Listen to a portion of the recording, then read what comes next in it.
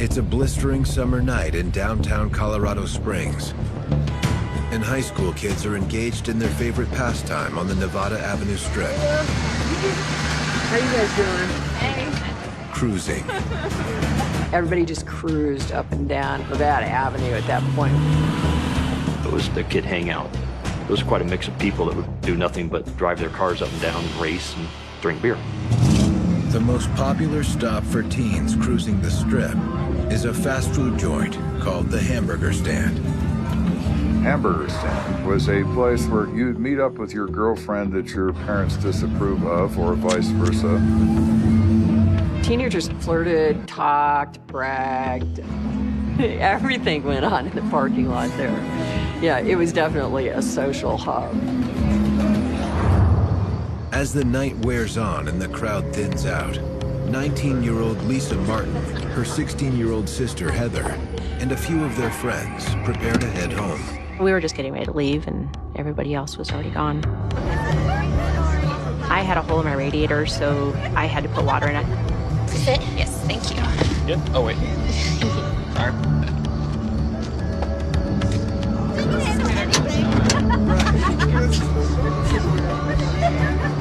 It was a normal night up until then. Water in the radiators.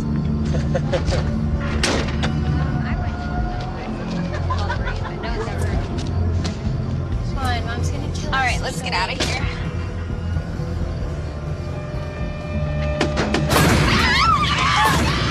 A group of guys came out from around the back of the hamburger stand and surrounded the car. One of them reached in on the driver's side. Then you have at least two on the passenger side of the car. You got the wrong guy. They opened the door and grabbed me and pulled me out of the car. What are you talking about? I said, dude, his face, though. No, he's the wrong guy, man. I swear I don't know what's going on.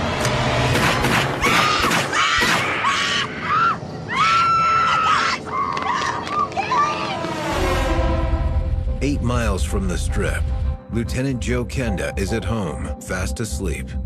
About 10 minutes to 3 in the morning. The kids are there, my wife is there, the dogs are there. When I heard that phone ring, I would try to grab it before the first ring completed. It was my job to respond, but it wasn't my family's job. This is Kenda. Dispatch informs Kenda there's been a shooting on Nevada Avenue. And they want detectives. Be there in 10 minutes. Well, all right then. That's who we are, so we will be on our way.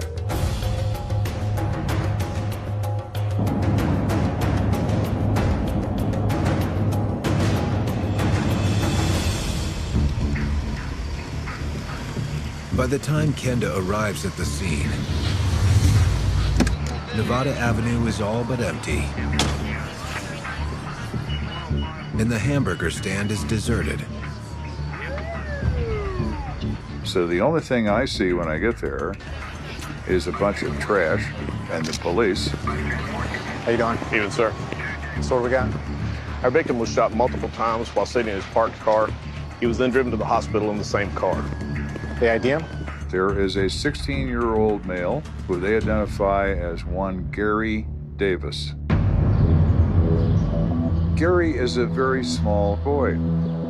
He doesn't weigh 130 pounds soaking wet. Davis is examined in the emergency room and pronounced dead from 5 small caliber gunshot wounds. Where'd this take place? It looks like the car he was sitting in was parked over here.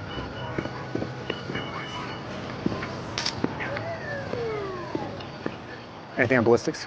We've got 3 .22 caliber casings so far.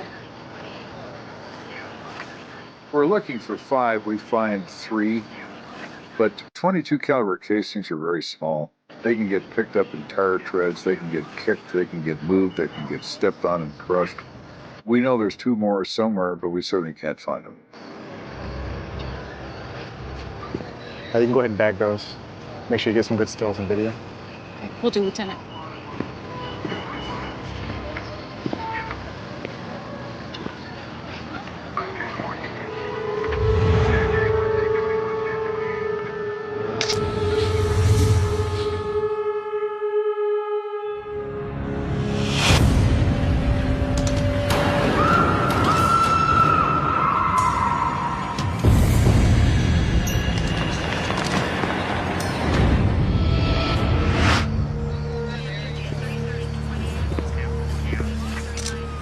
Any witnesses? Yes, sir. There were 4 other people in the car. The officer explains that Gary was in the car with Lisa and Heather, as well as their other pals, Deborah Wilson and Donnell McClendon. And where are they? They're at the hospital. The officers there have them detained. All of the occupants have been detained so they can be interviewed by detectives. I'm gonna head to the hospital. Let me know if you hear anything else. I will, sir. Got it. So I direct the lab people to collect the expended casings, pick up anything else in the parking lot that might be connected to this, do videos, do stills, and I'm going to the hospital.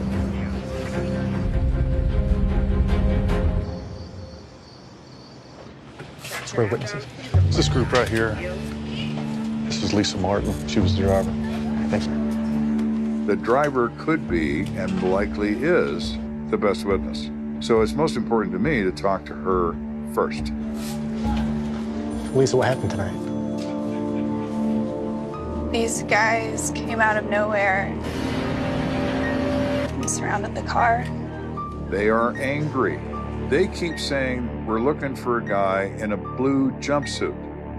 Someone opened the passenger door and pulled her out. What are you doing?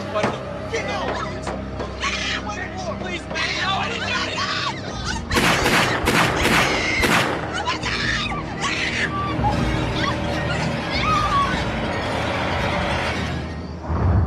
Can you think of anyone that would want to harm Gary? No, nobody. According to Lisa Martin, Gary Davis was the type of person who made friends easily. He was very good-hearted, and everybody liked being around him. He made everybody smile. I think he liked being the center of attention and making people laugh.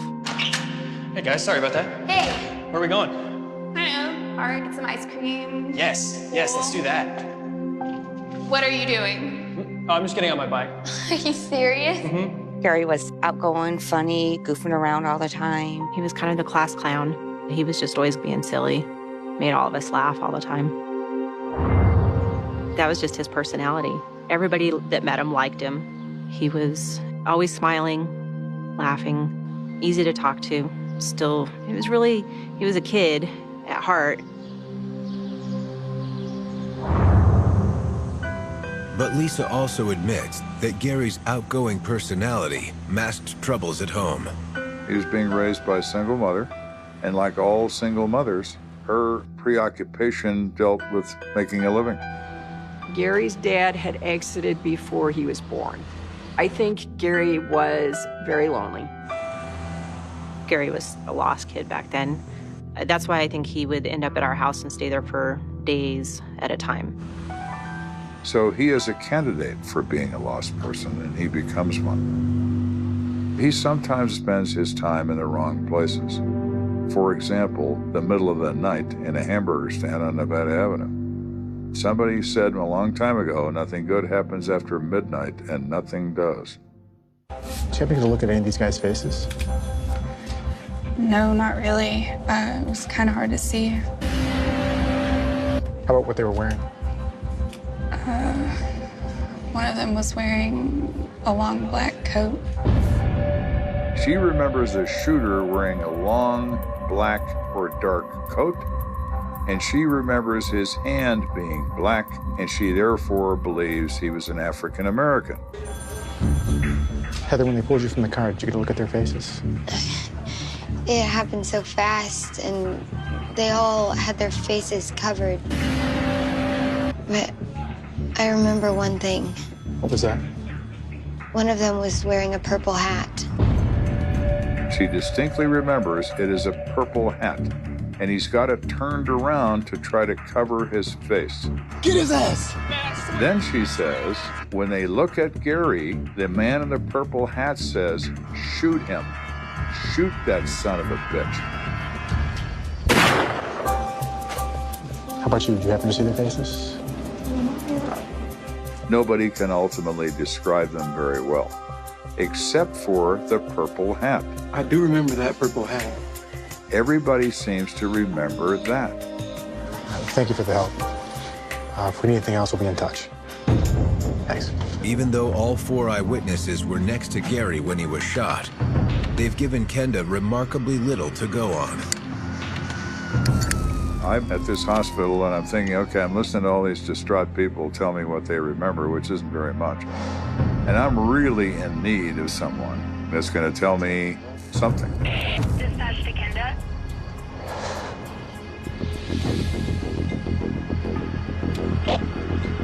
Go for Kenda. I get a radio call that says they just had a witness walk into police headquarters and announce that they were at the hamburger stand that night when the shooting happened. Wonderful. Maybe this is somebody that actually knows something.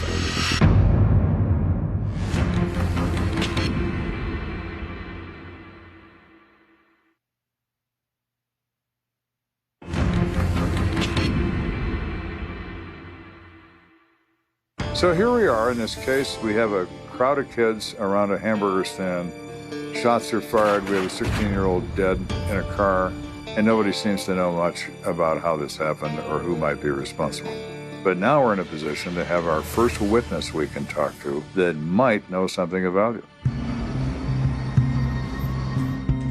So I get introduced to one Jody Thompson. She's a 19-year-old girl. She knows Gary Davis. Lieutenant, this is Jody. Hi, Jody. Kenda is hopeful Jody will have critical information about who may have wanted Gary dead. So you knew Gary? Yeah, we were friends. I'm sorry for your loss. Do you think of anyone that might want to hurt him?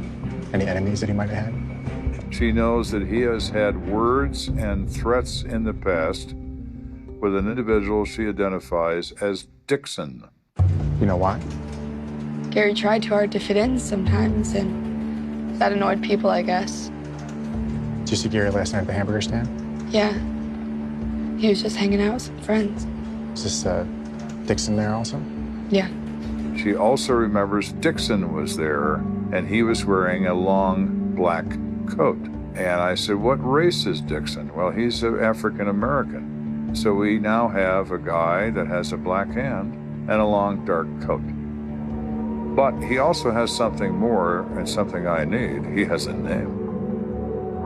Hey, Jim. Yes, sir. Can you see we got on a Dixon, age 15 to 23, African American? Sure thing. Thanks. So we narrow that down rather quickly to Mark Dixon. Mark Dixon is a senior in high school and already has a criminal record. Is this him? Yeah, that's him. That's Dixon. He is in the area when the shooting occurs. He is, according to Jody Thompson, a known enemy of our victim. Within the hour, Have a seat. Mark Dixon is brought in for questioning. We are able to find him rather easily, and we bring him in for an interview, and we explain why. Is it true that you and Gary were enemies? Nah. I mean, he got on my nerves, but Gary got on everybody's nerves, you know? Were you at the hamburger stand last night? I was there. What time did you leave? I left before anybody got shot. You know what time it was? Before midnight, I'm sure. Can you go check on Mr. Dixon's alibi, please? Yes, sir. We are able to run down his friends and find their information. He's not the registered owner of a weapon. He's not anything. He's not part of this. Thank you. You're free to go. So our first witness that seems so promising has just gone up in smoke. The following morning,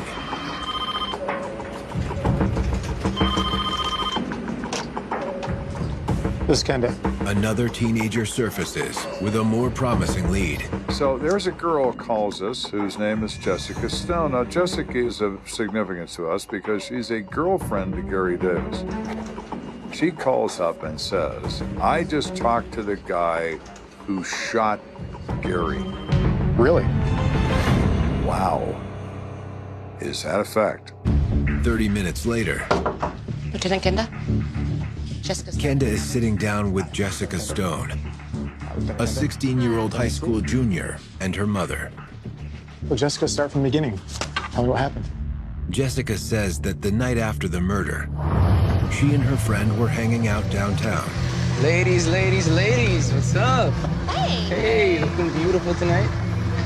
Thanks. I was wondering if you could give my buddy and I a ride. If it's cool with you, Chris? I guess. Cool. Yeah. Let's go. And we picked up a couple guys who needed a ride, and his name, the passenger, the hitchhiker, is Crazy K. Now we know Crazy K. He gets the name Crazy for a reason. He's capable of violence. He's capable of erratic behavior. He often has a gun or has an access to one. He's a prolific criminal with a long criminal history. According to Jessica, while Crazy K was riding with her, he noticed a picture of Gary clipped to her visor. Yeah, that's a bad that happened to him. You know about that? Baby, I know everything. This kid immediately says that he is responsible for that guy's death, that he put a contract on him, and his cousin Tony carried it out. And he actually told you that? Now, for the first time, we have a direct accusation, not a rumor. We have Jessica saying, he told me this. Crazy K said he had Gary killed. Could that be true? Of course it could, particularly involving that player. He has a reputation that he is not to be trifled with.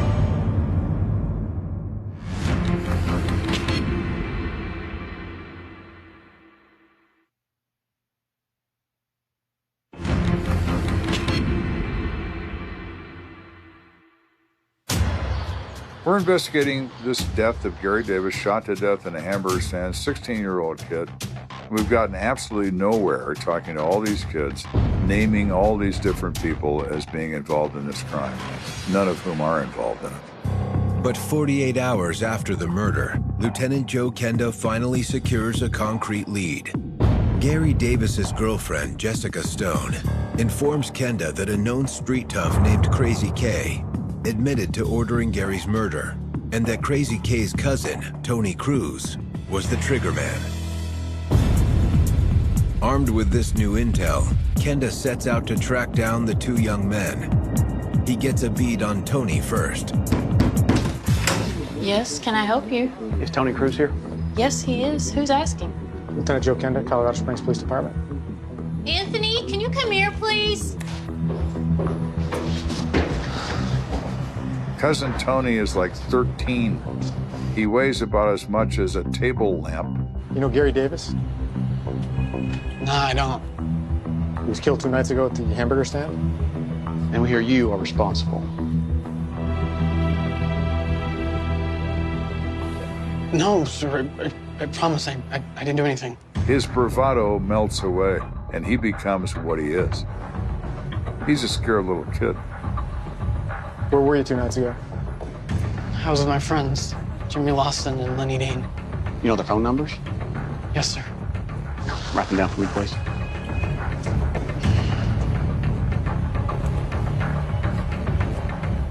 Thank you. We'll be in touch. We can establish Tony's whereabouts on the night in question quite well, and he is not involved in the event because he couldn't be. He was nowhere near the hamburger stand when those shots were fired. Dispatch to Kenda. Dispatch confirms that Crazy K, who is actually 27-year-old Kenneth Charles, wasn't even in the state of Colorado the night Gary Davis was killed. So all of this business, this Crazy K stuff and Tony stuff, is all part of this rumor mill on the street, none of which has any meaning. So we are spinning our wheels. I've dealt with rumor. I don't have anything that's real. With no viable leads to go on. Come in. Here's the Crime Stoppers file you asked for. Okay, then. So it's gonna be a long night? Kenda turns to the Crime Stoppers tips that have inundated the CSPD since the shooting. It's a stack 3 inches thick. It's just overwhelming, the amount of information that's there, and it's all very vague. In a really incendiary situation like this, you could get hundreds of calls that really have nothing to do with the situation at all, and they have to sort through all this stuff. You would need 500 policemen to go through these documents in a matter of months to maybe find something, but probably not. I don't have 500 policemen. After reviewing more than a dozen reports, Kenda begins to think he's barking up the wrong tree. I'm sitting there staring at this stack of paper thinking, what am I going to do with this? What am I going to do with the rumor mill here that's now presented in printed form? It goes on and on and on. But just then, Kenda gets a tip from an unexpected source. Come in. Hey, Lieutenant. Officer Mulso walks into my office and he says, I know this waitress at the Ponderosa Steakhouse. She said her friend's boyfriend is the killer. I kind of like that. That's linked information, not vague, not rumor, linked. Maybe this is somebody that might know something. Where do we find this waitress? I think she's working right now at the Ponderosa Union. Let's go get some steak.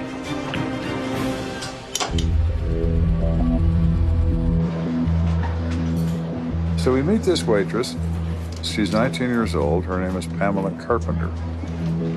Pamela, can you tell us what you know about what happened to Gary Davis? Pamela's nervous, and I like the fact that she's nervous because that means that maybe this is good. Well, I have this friend. What's her name? Simone. And she has this boyfriend, and it's kind of a really messed up relationship. They fight all the time. What's the boyfriend's name? Gino? Gino? Yeah. In a stroke of pure luck, Kenda recognizes the name Gino. He was listed as a possible suspect in one of the dozens of Crime Stoppers tips Kenda managed to read. That hit me like a lightning bolt. I didn't say anything, but I thought, Gino. Well, now, there's a match, isn't it? Eugene Dean III, a.k.a. Gino, is 18 years old. He has recently been expelled from school and lives with his parents. What can you tell me about this Gino? Well, he told Simone that he killed this guy at the hamburger stand, and that if she said anything at all, she was really gonna get it. And have you met this Gino? Yeah. I was dropping Simone off the other night at her house. All right, girl, and fun. Yeah, we gotta do it again, you know? Yeah. Where you been, huh? Over here. Oh my God, what are you doing? Should have been here already. What are you doing? Gino just ran over and yanked her out of the car, and he just started beating her up right in front of me. She explains Gino's abusive, physically and mentally abusive to her. I've been a witness to it. And now all Simone is mad. Well, I like it when people are mad. When they're mad at someone, they can't wait to tell you about them. Where can we find this Simone? Probably school. Oh, thank you. That's all we have for now. Yeah. Simone could unlock this entire affair. Well, come on. Let's go find Simone. Simone is a senior at a high school on the east side of Colorado Springs. Officer Mulso and Lieutenant Kenda find her there.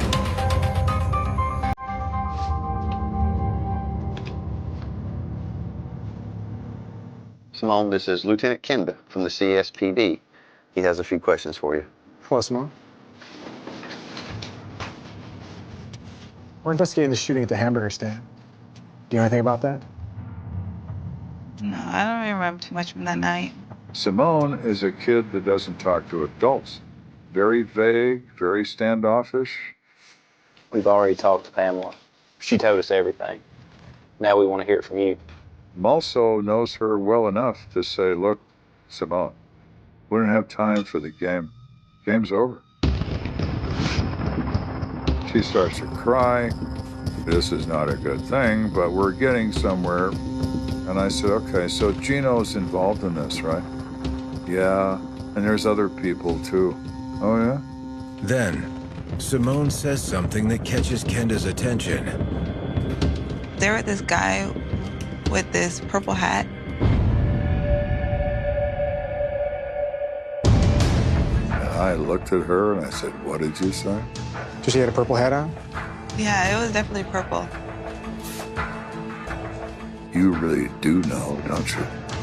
Simone is who I've been looking for. Up to this point, we've been driving a Volkswagen Bug. Simone has just given me the keys to a Ferrari.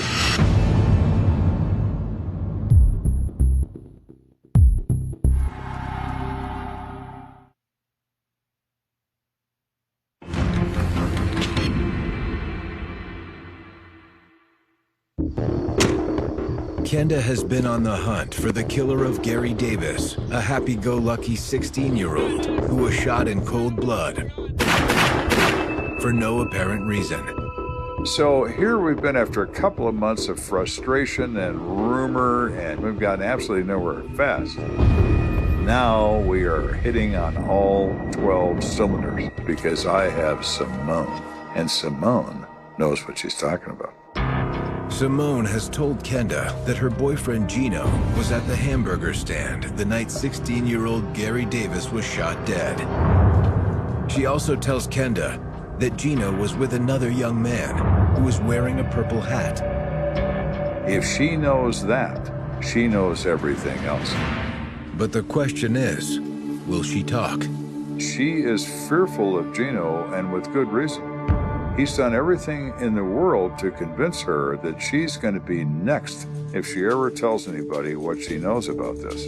Gino had beaten the crap out of her, and she knew how dangerous he was. And he made sure that she knew unless she remained his alibi, he was going to come after her. And even though she's afraid of Gino, deep down in her heart, she's also angry with him. I want to get past the fear and get to the anger. Make her think that this is the only way out for her, because ultimately it is. If you want Gino to stop hurting you, if you want him to stay away, we're the only ones that can make that happen. So you have to help us. And we, in turn, will help you. Simone, we need you to tell us everything you know. There are many occasions when men put their hands on a woman violently to make them do something. And it never works. Eventually, the truth comes out.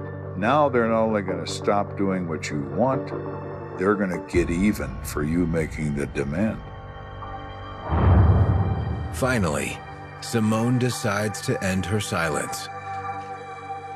Gino had called me that night. Hey, baby, what time are you coming over? Hey, I don't know. We got something to do with the boys first. And he said, well, it's going to be late because I got to go do something with my friend William. Well, I'm about to go to bed, okay? So she did. She went to bed. Hours later, while Simone was asleep, Gino snuck in through her window like he often did. Babe. Only this time, he was acting strange. I never did something like that before. You okay? Babe.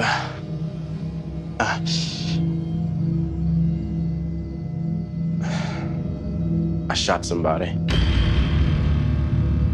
Simone's statement fingers Gino as the shooter, but Kenda presses her for more information. Who else was he with? He was with 5 other guys. Who is Purple Hat? Well, his name is William Dennis. So now Purple Hat has a name. But you're sure it was Gino that pulled the trigger? I mean, that's what he told me. But he said William told him to do it. In the eyes of the law in Colorado, there is no difference between the one who pulls the trigger and the one who incites one to pull it. They are equally responsible for the murder. Simone also gives Kenda the names of the 4 other participants in the shooting: Dwayne Hodges, Marshall Hurd, Anthony Jackson, and Billy Hickman. But I see them as conspirators and not as participants in the actual crime. William and Gino certainly are the main actors. So we're going to prepare arrest warrants for them. Once the warrants are ready, Kenda and Officer Mulso head back to the high school and inform school officials they've come to arrest William Dennis. Do you mind calling down to the office for me?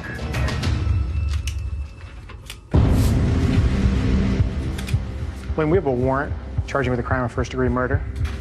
You're under arrest for the murder of Gary Davis.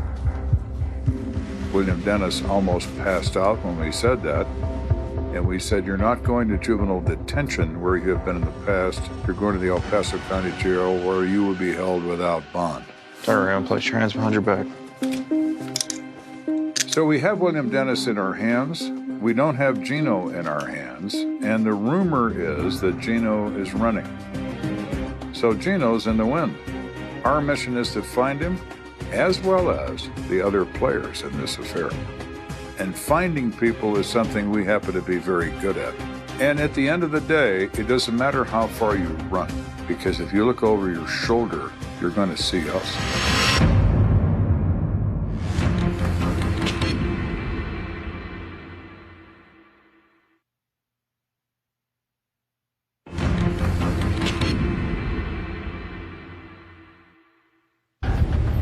We are almost home. We are rounding the clubhouse turn.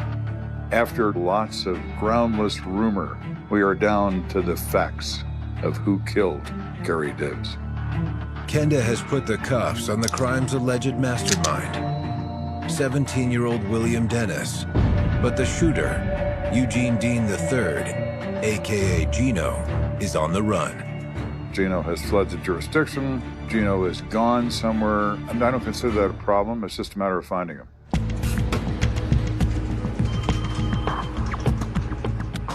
Hey, Lieutenant, we got something on Gino Dean. What is it?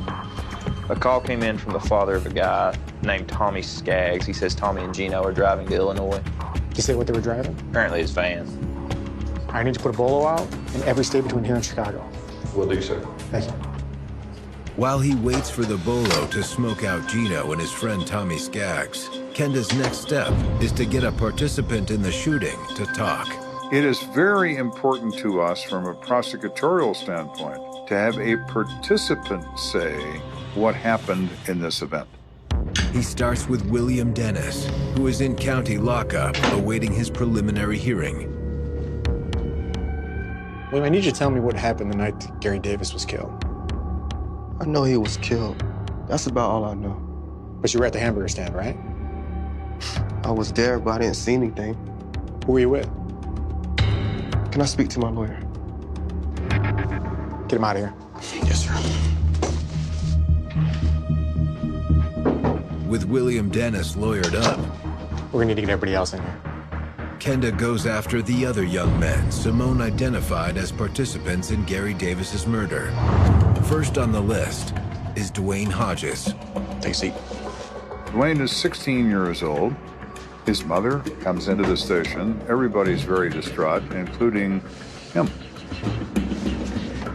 He understands this is very serious now. This is not kid stuff anymore. Dwayne, I need you to tell me what happened at the hamburger stand the night Gary Davis was shot. I don't know what happened. I wasn't there. I don't even know any of those guys. Dwayne initially says, I don't know what we're talking about. He doesn't know William. He doesn't know Gino. He doesn't know any of these people. Dwayne, let me give you a little dose of reality. You do know who it was. And more importantly, they know who you are. So if you don't tell me what happened, I'm gonna assume that you did this. That you pulled the trigger.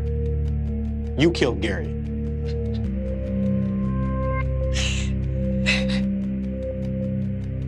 Tell him, Dwayne. Tell him what you know.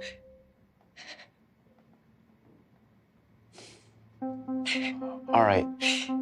Look, we didn't plan to shoot anybody. At least, I didn't know about any plan to shoot anyone. It all started because of Marshall. The Marshall Dwayne is referring to is Marshall Hurd, one of the other young men Kenda believes was present when Gary was shot. Marshall's deal is that a few weeks before, at the same place, the hamburger stand, Marshall gets in a fight with a guy wearing a blue jumpsuit. And the dude in the blue jumpsuit hit Marshall in the face with a gun.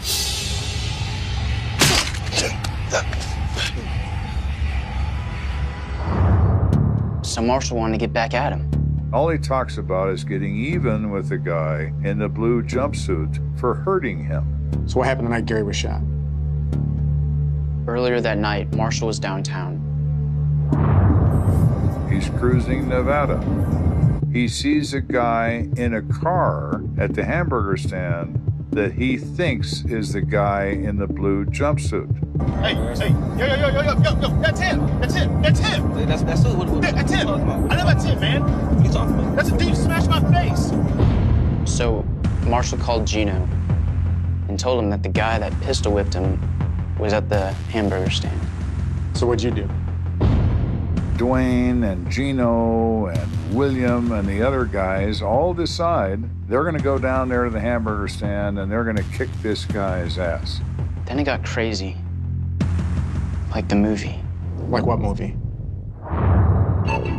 That evening, all these guys all went to see the movie Boys in the Hood.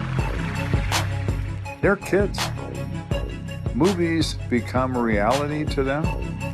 They come out of this theater all jazzed up about being boys in the hood, and the next thing you know, there's a discussion about going and beating somebody up. And now they get a chance to do it for real. And what do you need that for? You're just gonna fight him, right? He's bringing it. Don't be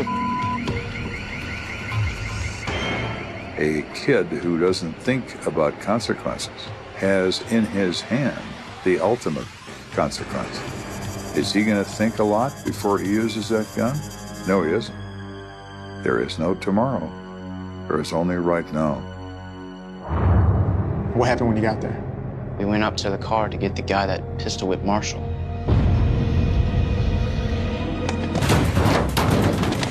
Where's the guy, Buncho? What are you talking about? They keep saying we're looking for a guy in a blue jumpsuit. You got the wrong guy. Is that him? Is that him? Well, Gary's not wearing a blue jumpsuit. Gary didn't even own a jumpsuit, let alone a blue one.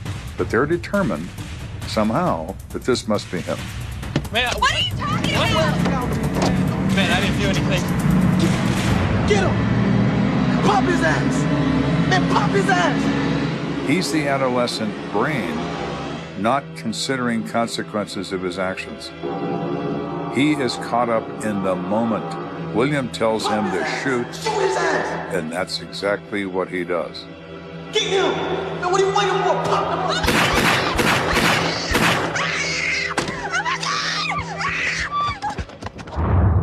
Where'd you go afterwards? We ran back to our cars. Gino, what happened back there? Man, I don't know, man. It got stuck in my jacket. It just started firing. He said it backfired and kept going off. I looked at Dwayne, I said, Dwayne, cars backfire, not guns. This weapon is semi-automatic. It's going to fire a round every time the trigger is pulled. So firing it is quite simple, but it's a conscious act. It doesn't just keep firing. It's not a machine gun, it's a rifle. He may not have meant the first one, but he certainly meant the last four. Was Gary even the guy you were looking for? Marshall wasn't sure, but I don't think he was. Marshall, was that even the guy that hit you? Man, I don't know. What do you mean you don't know? I can't tell if it was him. We have people whipping themselves into a frenzy seeking revenge, and they wind up killing the wrong kid. And 16-year-old Gary Davis dies in a tragic case of mistaken identity.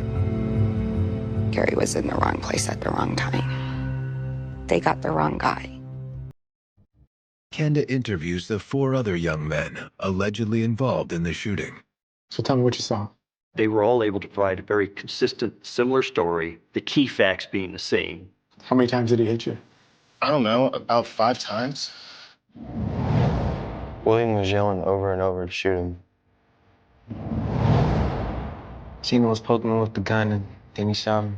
Their combined testimony is enough to clench the case against Gino, but Kenda still has to bring him into custody. Fortunately, Gino's parents convince him to turn himself in. Lieutenant, look who we have here. Well, hello, Gino. Welcome home. Go ahead and process them for me. Yes, sir. At the end of the day, we never got in front of a jury. Prosecution and the defense came to an agreement that Gino Eugene Dean III, would plead guilty to 1 count of second-degree murder and crime of violence and accept a sentence of 42 years in prison, which he was given by a judge. William Dennis, the instigator, pled guilty and was sentenced to 18 years in prison for his role in this offense. The other young men were given probation in exchange for their testimony. But even with justice served, it's not enough to wipe away the tragedy of Gary Davis's untimely death.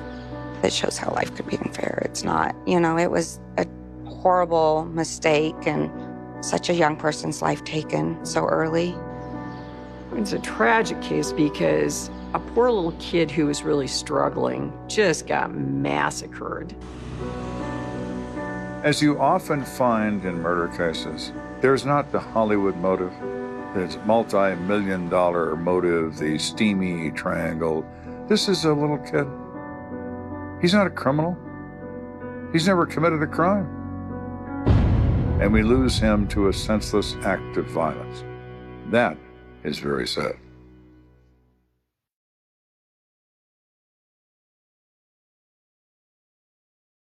They called her Jane Doe because her name was the one thing the dead girl didn't have, and in Florida, where the air sticks to your skin like a confession, there's something obscene about a body with no story, no family, no one to say, "That's my child," no one to slam a fist on a counter and demand answers, just a number on a tag, a photograph in a file, a face the ocean breeze can't erase but the years try anyway, and the question that hits like a breaking news siren, who was she and who made sure she never got home?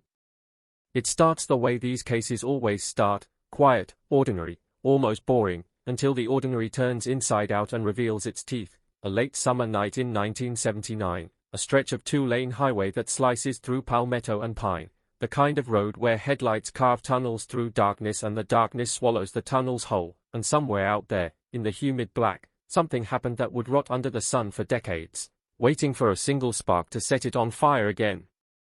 The morning that brought her into the world of the living, through death, was bright enough to feel insulting, that Florida brightness that makes everything look clean even when it isn't. A fisherman found her first, or maybe it was a kid chasing a stray dog. The stories blur over time because the first witnesses don't stay witnesses forever. They become footnotes, they move away, they die, they stop wanting their names attached to a memory that won't let them sleep. What didn't blur was the smell, the way the mangroves held heat like a fist around a throat, the way flies rose in a dark cloud as if the air itself was trying to hide what the ground couldn't keep.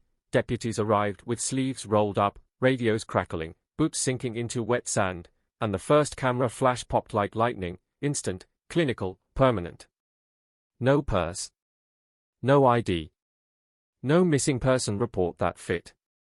Just a young woman, maybe late teens, maybe early 20s, found where the land turns to water and the water turns to nothing.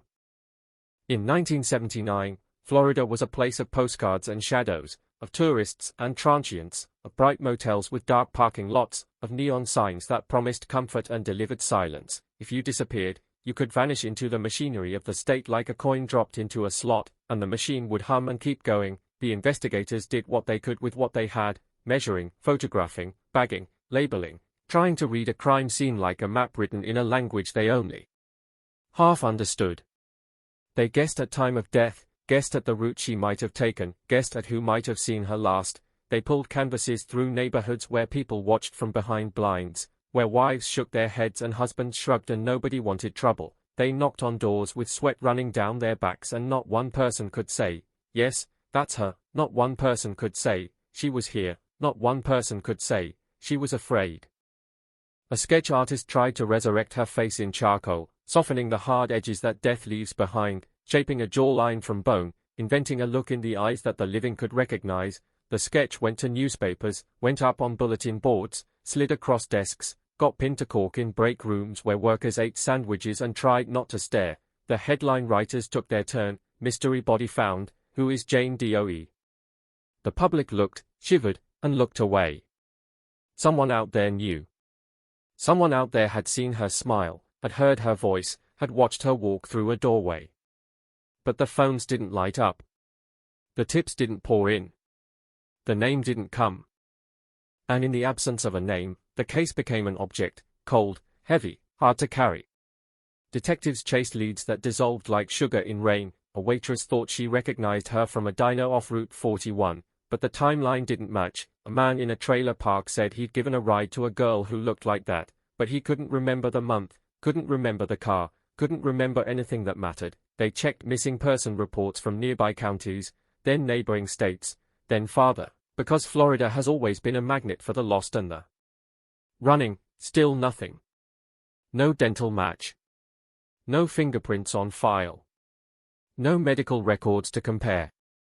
The kind of case that humiliates the system because the system depends on paperwork, and paper can't catch someone who falls through every crack. They kept her evidence in brown boxes, sealed and signed, stacked in a room that smelled of dust and old coffee. They kept her photographs in a folder marked with a date and a location, the simplest facts, the only facts, and every time a new detective inherited the file, he opened it like a curse, flipping through pages as if the answers might have grown there overnight. What did they have? Fibers. A handful of hairs that might be hers, might not. A torn seam on clothing that suggested violence or haste. A few odd details that felt like clues but behaved like riddles. People love to say, there's always something, but that's the lie we tell ourselves to believe the world is solvable. Sometimes there's not enough something, sometimes the trail is a single footprint on the edge of the tide. The community reacted the way communities always react, first with fear, locks checked twice, daughters warned, men walking to cars with keys between their fingers, then with fatigue, the slow exhale of normal life reclaiming its territory. New crimes appeared, louder crimes, fresher crimes, crimes with names and faces and reporters outside the courthouse, and Jane Doe slid down the priority list like a body sinking in deep water. But the file stayed. The tag stayed. The bones stayed.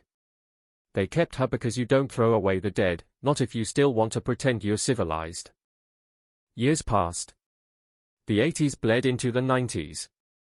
The world changed costumes, payphones became relics, typewriters became museum pieces, detectives started carrying computers instead of notepads, and the case did what unsolved cases do, it hardened. Cold case. Two words that sound clinical until you understand what they mean: time, lost, witnesses, gone, memories, warped, a killer, aging in peace. Every now and then, an investigator would get that itch, that stubborn refusal to accept a nameless grave, and he'd pull the file again, push it across a desk, and say, what if we missed something? He'd look at the sketch, at the photos, and he'd feel that familiar frustration. You can't catch a ghost if you don't even know her name. Then, quietly, in the background, something began to shift, not in the streets, not in courtrooms, but in laboratories, in databases, in the strange new world where identity could be rebuilt from microscopic traces left behind. DNA, once a magic trick, became routine. Genetic genealogy, once the stuff of science fiction, became a battering ram against the locked doors of the past. The detectives who once relied on gut feelings and cigarette ash now had access to algorithms, family trees, distant cousins who'd never heard of the girl but carried pieces of her in their blood. It wasn't dramatic at first, not a cinematic montage, not a triumphant press conference. It was paperwork and permission slips and evidence retested. It was lab fees and chain of custody forms. It was a careful decision. Do we spend the money on a case that's older than some of our officers? And then someone, one person, said yes. A technician opened an evidence box sealed decades ago, and the room felt suddenly smaller, as if the past had stepped inside. Samples were taken with gloved hands, treated like fragile relics. The science did what the science does, breaking down, mapping out, comparing, until patterns emerged like constellations. A partial match.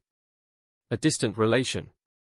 Not a name yet, but a direction, the first real direction in years, and it hit the investigators like a jolt to the spine. She wasn't nowhere, she was somewhere, attached to people, to a family line, to history.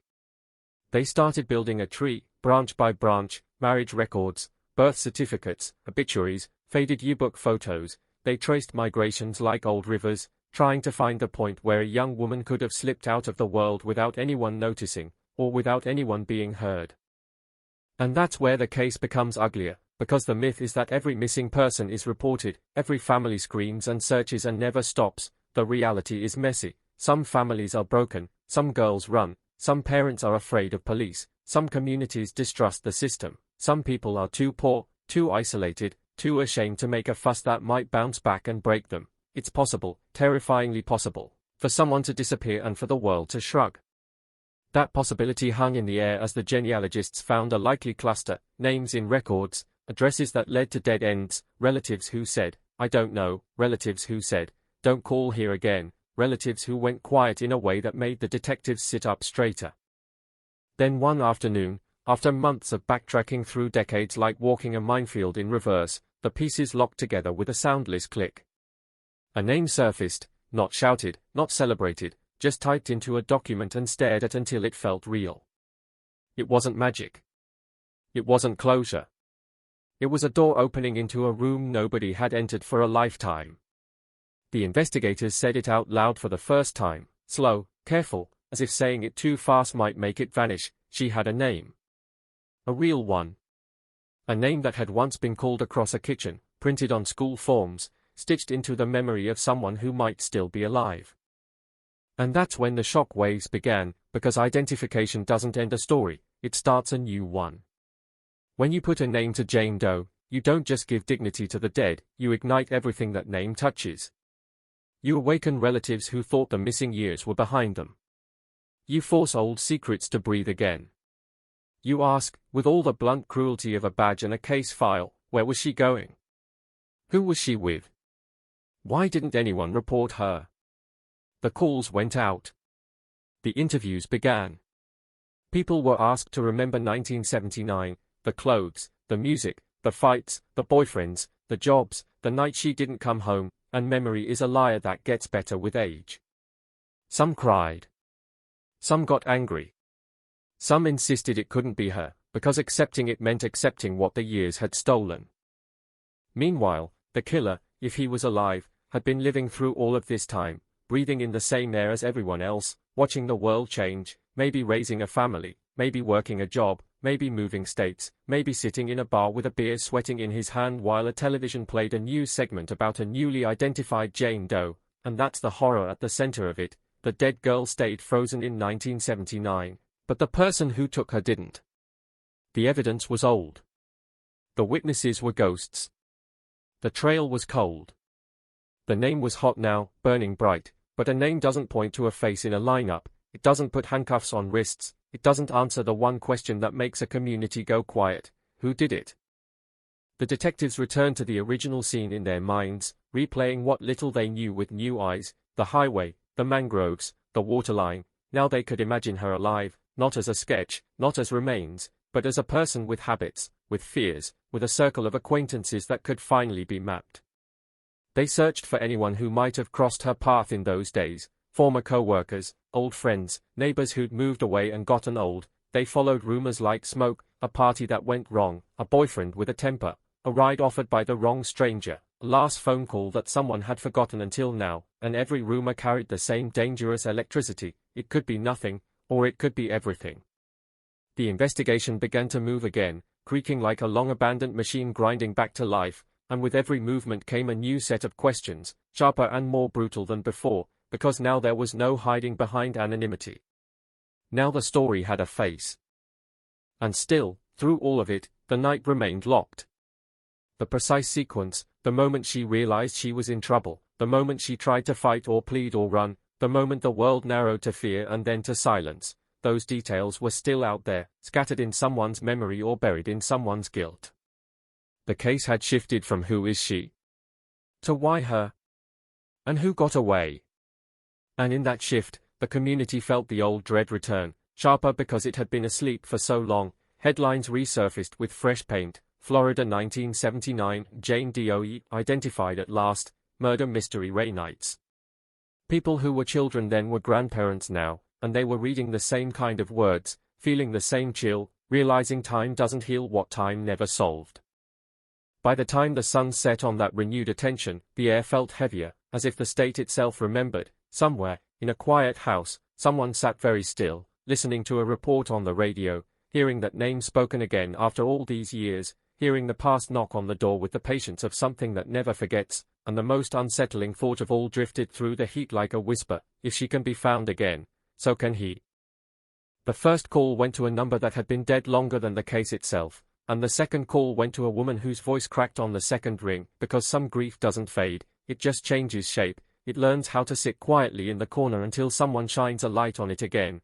And when the detectives said the name, slow, precise, careful like a scalpel, the silence on the other end wasn't confusion, it was recognition, instant and violent, a breath sucked in like someone had just kicked a door open in her chest. And then came the question that always arrives before the tears: how, and where, and are you sure, and why now, and what took you so long? And the detective didn't have an answer that could survive in the air without turning ugly. Because the truth is the truth. The world didn't stop for her. The world didn't stop for the girl. The world kept moving. And it took a new kind of science to reach back into 1979 and pull a name out of the dark like a body hauled from water. Her name, now printed in clean black letters on a fresh report, didn't sound like a headline. It sounded like a person, and that was the worst part. Names do that. They ruin the comfort of distance. They drag humanity back into the scene. They force you to picture a bedroom, a laugh, a favorite shirt, a small habit like biting a nail when nervous, and suddenly the victim isn't Jane Doe. She's a young woman with a history and a future that got cut off mid-sentence. The detectives drove to meet the family because some things don't belong over a phone line, and they walked into a living room where time had been embalmed, framed photographs fading at the edges, a box of letters tied with ribbon, a newspaper clipping kept like a relic, and a mother who held herself together with sheer stubbornness, the kind that only exists when the alternative is collapse. The mother didn't scream. She didn't faint. She stared at the detectives like she'd been staring at the horizon for 40 years, and finally something had come back, and the room filled with that strange, suffocating mix of relief and horror, relief that the not knowing was over, horror at what knowing actually meant. The girl, they learned, had left behind a trail of ordinary teenage chaos, arguments over curfews, a job she hated, friends her parents didn't trust, a restlessness that made the walls of her house feel like a cage. In 1979, she'd been the kind of kid who could disappear into the crowd without anyone noticing until the chair at dinner stayed empty, and the story the family told was full of the little details that burn investigators alive because each one could be a clue that waited decades to be understood. She'd talked about Florida like it was a promise. Sunshine. Beaches. A clean start. She'd mentioned a friend of a friend down there, someone who said they could help her get work at a restaurant or a motel. She'd left a note once, "I just need time," and then she'd come back days later, and the family had convinced themselves it was a phase, a storm that would pass, a teenage rebellion that would burn out. Then she left again, and this time she didn't come back, and the family did what families do when they're ashamed and scared and broke. They argued about whether to call police, whether she'd gotten on a bus, whether she'd run off with a boyfriend, whether making it official would label her forever. The mother said she called. The father, gone now, buried years ago, had said not to, that she'd show up when she was ready.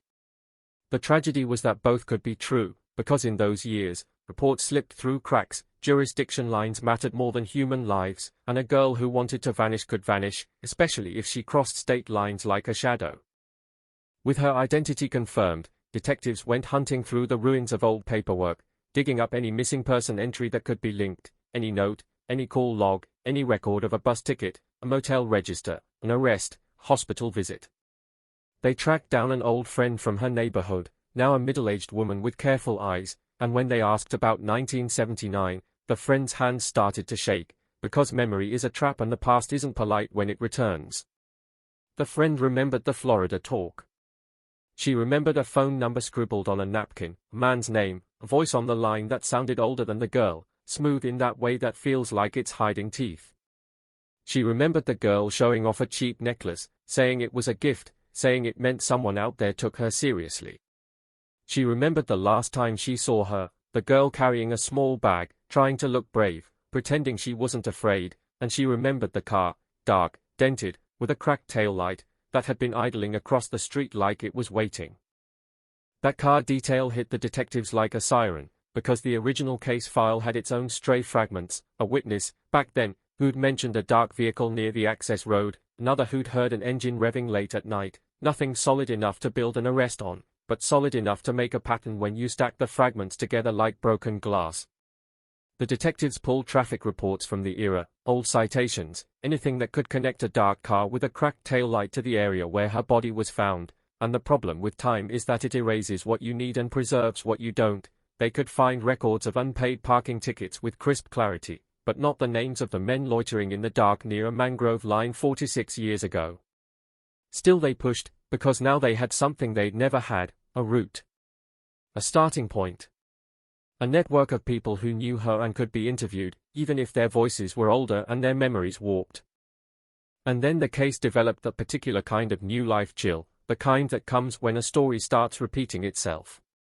In the late 70s, the region had seen other women vanish.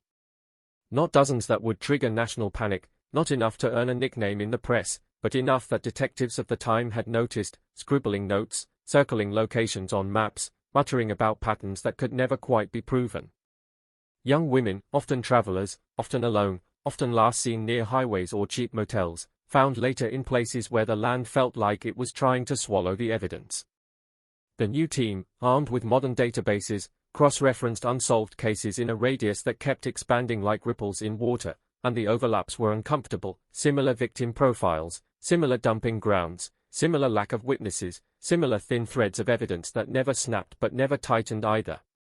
The question, unspoken at first because nobody wants to say it out loud too early, started to hover over every meeting. Was she one victim in a larger pattern, or was her death personal, isolated, the result of one wrong ride at the worst possible time? They re-examined what she'd been found wearing, because clothing is its own kind of testimony. A blouse that didn't fit quite right, possibly borrowed. Jeans with the hem crudely stitched, like someone had altered them in a hurry. A cheap motel key tag that had been logged but dismissed back then because it led nowhere. Now, in 2025, it led to an address where the motel used to be, a strip of pavement and weeds, erased by development and time, but still traceable in county records. The detectives pulled old property files, learned the motel had changed owners twice before burning down in the late 80s, learned that a manager had once been questioned in an unrelated assault case, learned that the manager had a brother with a record for violence, learned that the brother had worked construction near the coast in 1979. Each discovery felt like a candle lighting in a room you didn't know existed, and each candle revealed something worse. How many doors had been left unopened, how many names had slipped by because no one had the resources then, how many opportunities had died with the paper they were written on. They tracked down the former manager's family, because people leave trails even when they try not to. The manager himself was dead, heart attack, early 90s, another suspect-shaped hole punched through the timeline. The brother, however, was alive, living inland, older, frail, the kind of man who now wore softness like a disguise. When detectives showed up, he smiled too easily, invited them in too quickly, offered coffee like hospitality could change the past, and they watched his hands as he spoke, because hands remember even when mouths lie. He claimed he'd never worked that motel. He claimed he'd never been near that stretch of coast. He claimed he didn't know the girl's name. He kept claiming until the detectives dropped photographs on the table, old, grainy, brutal, and the color drained from his face in a way that wasn't sympathy. He didn't confess. He didn't break. He just went quiet, and in that quiet, the detectives heard a familiar sound, a man calculating what the state can prove, what the state can't, and how much time can still protect him. The problem was proof. The problem was always proof. A suspicious man is not a conviction. A cold case wants blood in the courtroom, it wants a timeline, it wants a weapon, it wants a witness who can stand up in front of 12 strangers and say, "That's the one," and this case had been starved of those things for almost half a century. The forensic team tried anyway. They tested what they could. They looked for touch DNA on old fabric, knowing full well that years of handling and storage could have overwritten every microscopic trace. They reprocessed hairs, fibers, anything that might have clung to her like the last fingerprints of her final night. They consulted specialists who spoke in probabilities and contamination risks, the language of science that always comes with a warning label. And still, despite all the technology, despite all the funding, despite all the late-night meetings where detectives stared at evidence photos until their eyes hurt, every step forward brought a step sideways into uncertainty. Because time doesn't just make a case cold, it makes it slippery. Then a new witness emerged, not from 1979, but from the years after, a man who had worked odd jobs along the highway corridor, the kind of drifter who remembers places more than dates. He came forward after seeing the revived headlines, after hearing the girl's name on television, and he told investigators something that made the room tighten. He remembered a night, late summer, heavy heat, a car pulled over near the access road, a girl arguing with a man, her voice sharp and scared, the man's voice low and angry, the way he grabbed her arm hard enough to jerk her off balance. The witness said he didn't intervene because he was young and broken, afraid of getting shot, because he told himself it was a couple's fight, because he convinced himself it wasn't his business, and he carried that decision like a stone ever since. He described the car, dark, dented, cracked taillight, and he described the man, broad shoulders, a limp, a ring that flashed when he gestured, and that ring detail snapped into another old file note. An officer in 1979 had logged a partial footprint near the sand line, an odd gait, the impression of a shoe worn unevenly, but it had never meant anything because there had been nothing to match it against. Now it meant something, maybe. Or maybe it meant nothing, and that's the torture of these cases. You never know whether you're holding a rope or a snake. The detectives went back to the brother with the record, the one who'd gone pale at the photographs, the one who'd denied everything too fast, and they asked about a limp. He laughed. He said lots of men limp. He said Florida's full of injured workers. He said the past is full of stories that people rewrite when they want attention. He kept talking like that, slick, dismissive, until the detective leaned forward and asked one simple question that had no polite answer. Where were you the night she died? The man's eyes flicked, just for a second, to the window, as if some part of him wanted to run even now, and then he said he couldn't remember. 46 years is a long time, he said. He'd been drunk half of 1979, he said. He could have been anywhere, he said. And that's when the detective felt it, deep, cold certainty mixed with helpless rage, because I don't remember is the shield time gives to the guilty and the innocent alike, and the law doesn't punish certainty, it punishes proof. Outside, the community, those who'd never known her, those who'd grown up on whispered rumors of the body by the mangroves, felt the old fear return with modern clarity. Social media turned the case into a bonfire. Amateur sleuths built threads, posted maps, compared old missing person posters, named suspects with reckless confidence. Families who'd lived quiet lives suddenly found strangers sending them messages at midnight, asking invasive questions, demanding answers. And somewhere in that chaos, the girl's mother sat with a detective's business card in her hand, staring at the phone like it might ring with a miracle, because identification had brought her daughter back in one way, restoring her name, but it hadn't brought her back in the only way that mattered. The killer was still out there, either alive and walking, or dead and buried with secrets sealed in bone. The case had turned from a nameless tragedy into a named one, and that naming didn't soften it, it sharpened it, it made it personal, it made it loud, it made it impossible to ignore, and as the investigators built their fragile timeline from scraps and ghosts, one thought kept pulsing through every room like a heartbeat you couldn't escape. The night she died wasn't gone, it was waiting, and someone, somewhere, still knew exactly what happened in that dark Florida heat when the highway swallowed her scream.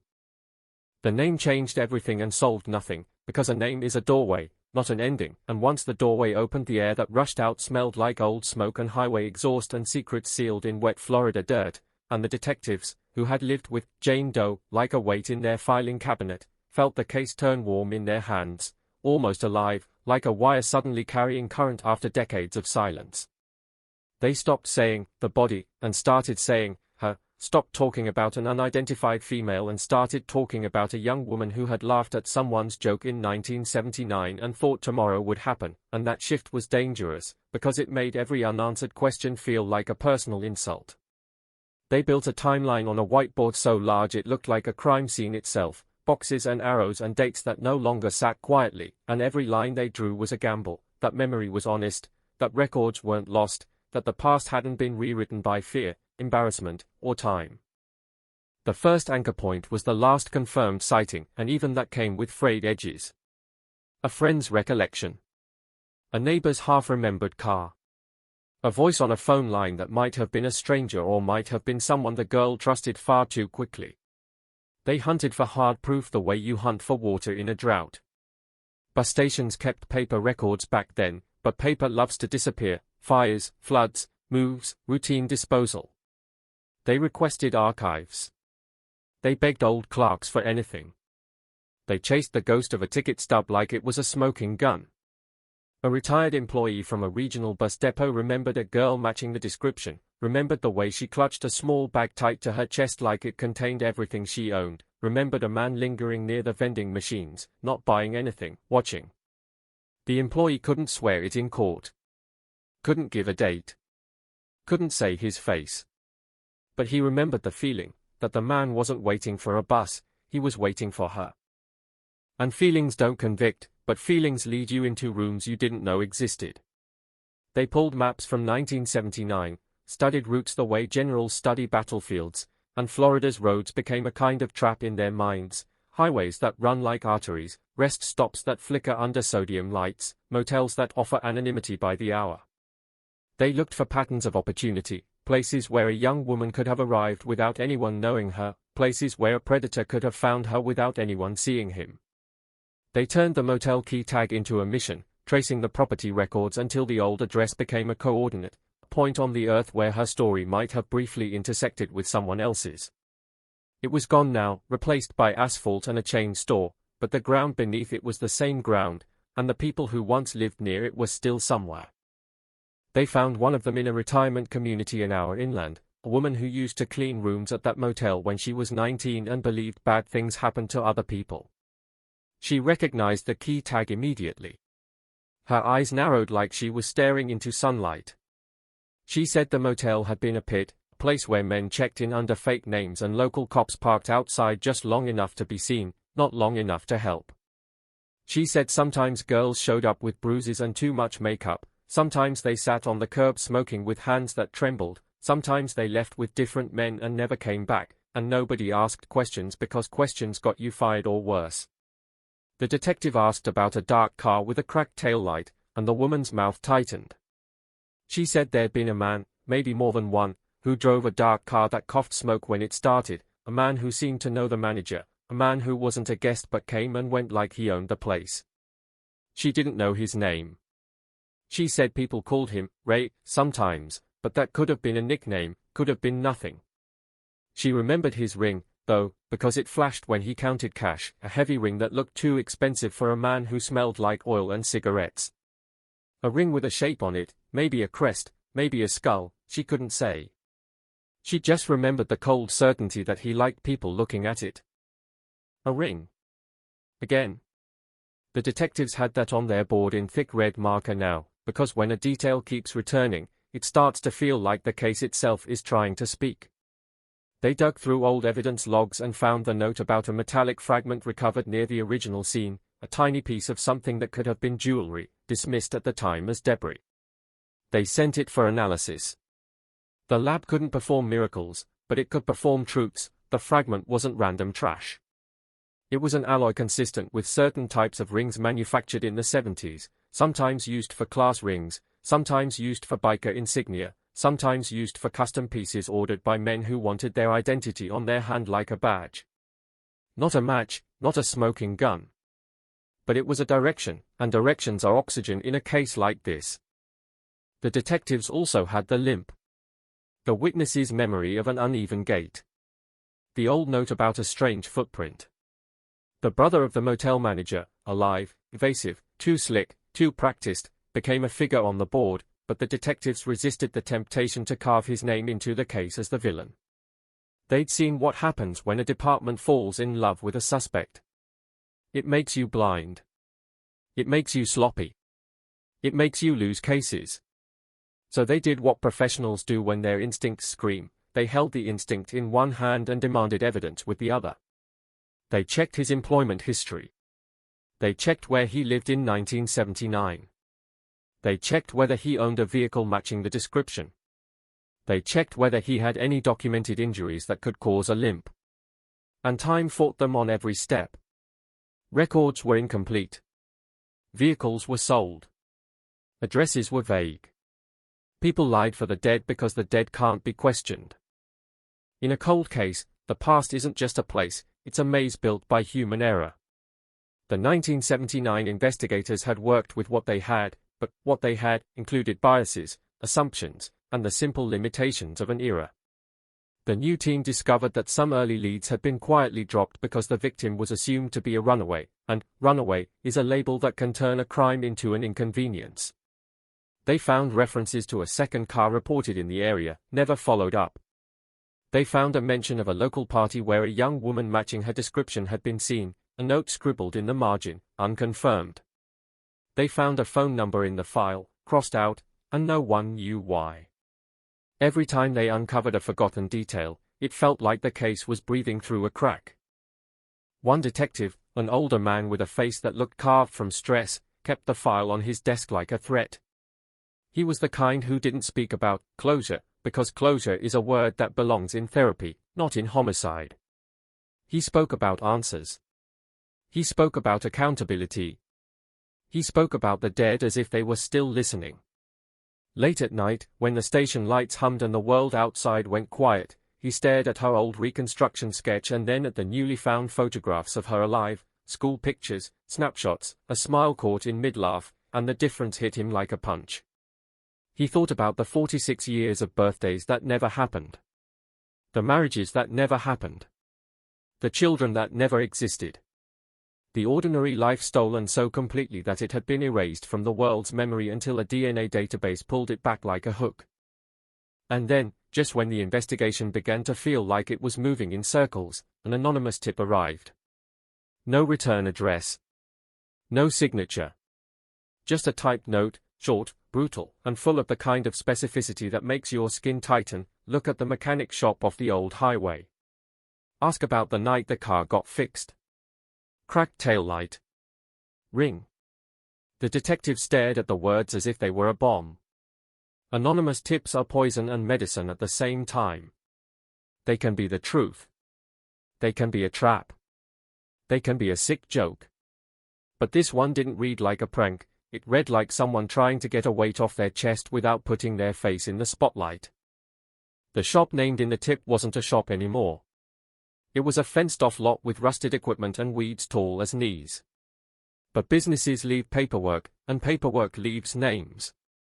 They found the owner's name in county archives and tracked him to an assisted living facility, a man with liver spots and watery eyes who greeted them like he'd been expecting them for years. When they asked about 1979, he laughed once, sharp and humorless. He said, "You're digging up ghosts." He said he fixed hundreds of cars. He said he couldn't possibly remember a cracked taillight from the Carter administration. The detective didn't argue. He just placed a photograph on the table, a dark sedan, an old image pulled from a traffic stop in the early 80s, taillight patched with red tape. The owner's hands froze mid-gesture. His eyes locked on the picture.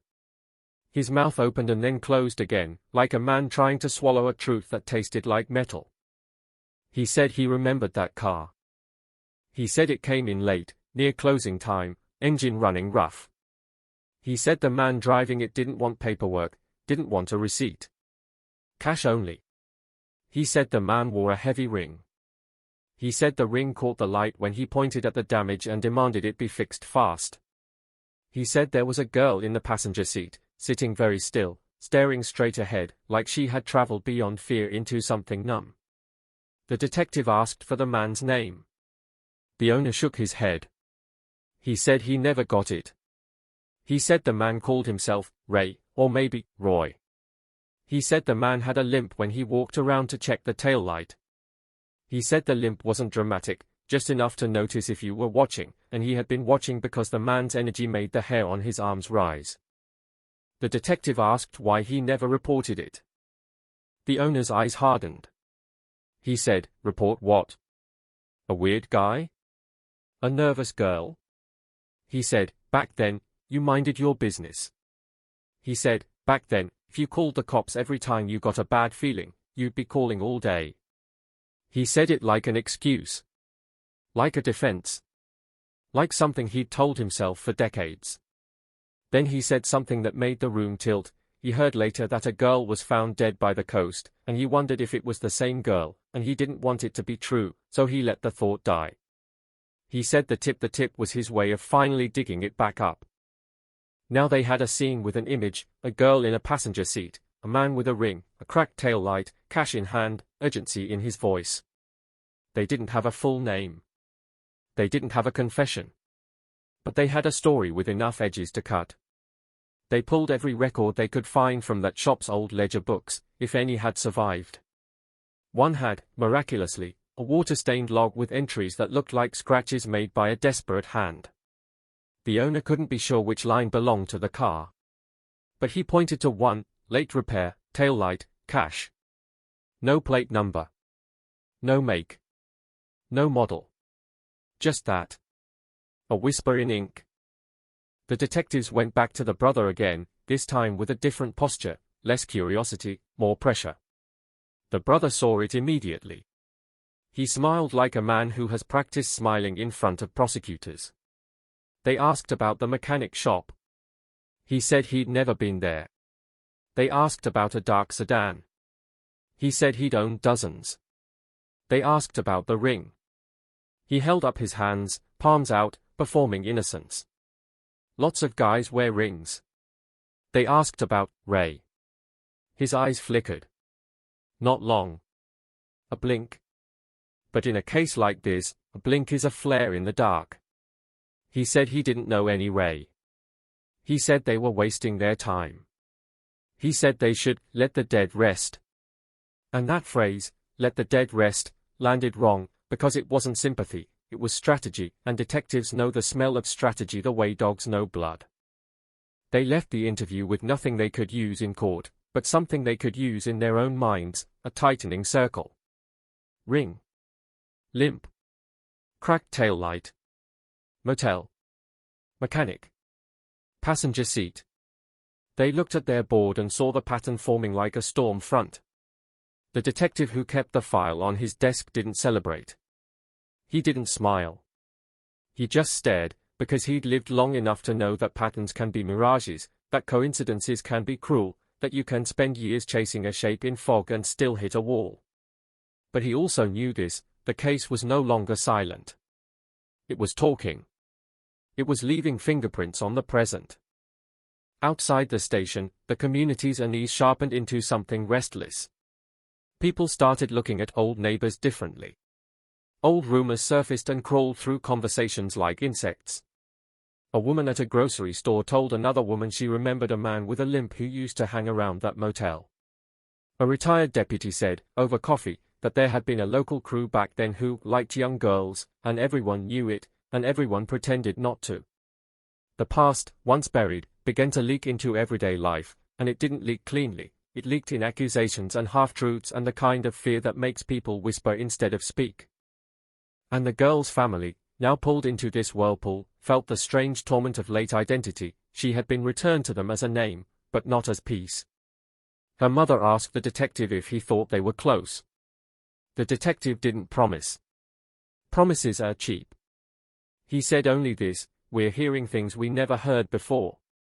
Which was true, and which was also the cruelest truth of all, because it meant someone could have spoken in 1979 and chose not to, and now, nearly half a century later, people were finally finding their courage, when courage couldn't bring her back, only maybe drag her killer into the light. That night, the detective stayed late again, alone in the humming building, the file open in front of him like a wound. He read the anonymous tip for the 10th time. He stared at the mechanic's shaky testimony. He traced the line on the map from the motel to the access road, imagining that dark sedan moving through the humid black, tail light broken, engine rough, a girl silent in the passenger seat. He imagined her turning her head toward the driver, deciding whether to speak, deciding whether to run. He imagined the driver's ring catching the light as he tightened his grip on the steering wheel. And somewhere in that imagined ride, in that corridor between highway and mangroves, the detective felt the case tighten like a noose around the unknown. Not around a specific neck. Not yet. Around the space where truth had been hiding. Because the biggest lie about cold cases is that they die quietly. They don't. They wait. They ferment. They change the chemistry of everyone who touches them. And as the detective closed the file and turned off the light, one final thought kept pulsing in his skull, cold and relentless. Whoever wrote that tip letter didn't just want to confess a memory. He wanted to point at someone, and if that someone was still alive, then somewhere out there a man with a limp and a ring might have just felt the past move beneath his feet, Might have just realized that a cracked taillight from 1979 was about to light up his world like a police siren. The first time they drove the old route at night, it wasn't for evidence, it was for instinct, because some crimes live in geography, and this one had been born in a corridor of darkness where the world looks away. The cruiser's headlights carved the same tunnel through Palmetto and scrub that a stranger's headlights carved in 1979, and every reflective marker on the roadside flared like a warning, like a camera flash from another era. The detective in the passenger seat didn't talk much, just watched the tree line and the shallow ditches and the patches of shoulder where a car could pull off without being seen, and the longer they drove the more obvious it became that this road wasn't just a place you passed through, it was a place you could disappear someone in, and that thought crawled up the spine like cold water. He kept picturing the passenger seat scene the mechanic described, the girl sitting still like a statue with a heartbeat, and he kept replaying the question no one could answer. At what point did she realize the ride was no longer a ride, it was a trap? They stopped at the access road where the body had been found, now cleaned up, surveyed, half civilized by development that pretends the past can be paved over, and the night air still felt thick, still smelled like wet earth and salt, still carried the faint buzz of insects like an electrical hum. The detective stepped out, stood with his hands on his hips, and stared into the dark mangroves where a young woman had been dumped like refuse. You can't reconstruct a murder from air, but you can feel the decisions that were made here, the decision to turn off the highway, the decision to drive deeper, the decision to choose a place that didn't invite witnesses. He imagined a man with a limp stepping out of a dark sedan, ring flashing in the moonlight, and he imagined how easy it would have been for a predator to feel invisible here, how safe the darkness would have felt, how confident. That confidence was the part that scared him, because it suggested practice, and practice suggests there were others. Back at the station, the cold case room became a pressure cooker. Every lead they'd gathered, motel, mechanic, ring, limp, cracked taillight, was now a stack of paper and a playlist of recorded interviews, and the detective's job was to make all of it sing the same song. He brought in analysts who lived on patterns, people who could stare at a map and see behavior, who could take the scattershot chaos of an old investigation and tighten it into something that pointed. They plotted where other bodies had been found, where other women had gone missing, where assaults had been reported but never solved, and they saw a disturbing concentration along the same highway arteries, the same cheap motel clusters, the same stretches of coast where dumping was easy. Nothing was definitive, nothing was courtroom ready, but the shape that emerged was ugly. Florida in that era had been a hunting ground, and the hunters had enjoyed the camouflage of tourism, transience, and silence. They went after the ring first because it was the loudest fingerprint.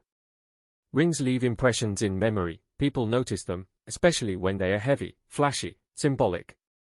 The detective pulled old photos from the motel era, grainy shots from a local newspaper about a fire, a blurry image of the motel sign, a candid photo of employees standing by a pool, and he studied hands the way some men study faces. In one photo, a man stood at the edge of the frame, half cut off by the photographer's mistake, and on his right hand, caught in a smear of light, something gleamed. Too blurry to identify, but enough to raise the hair on the detective's arms.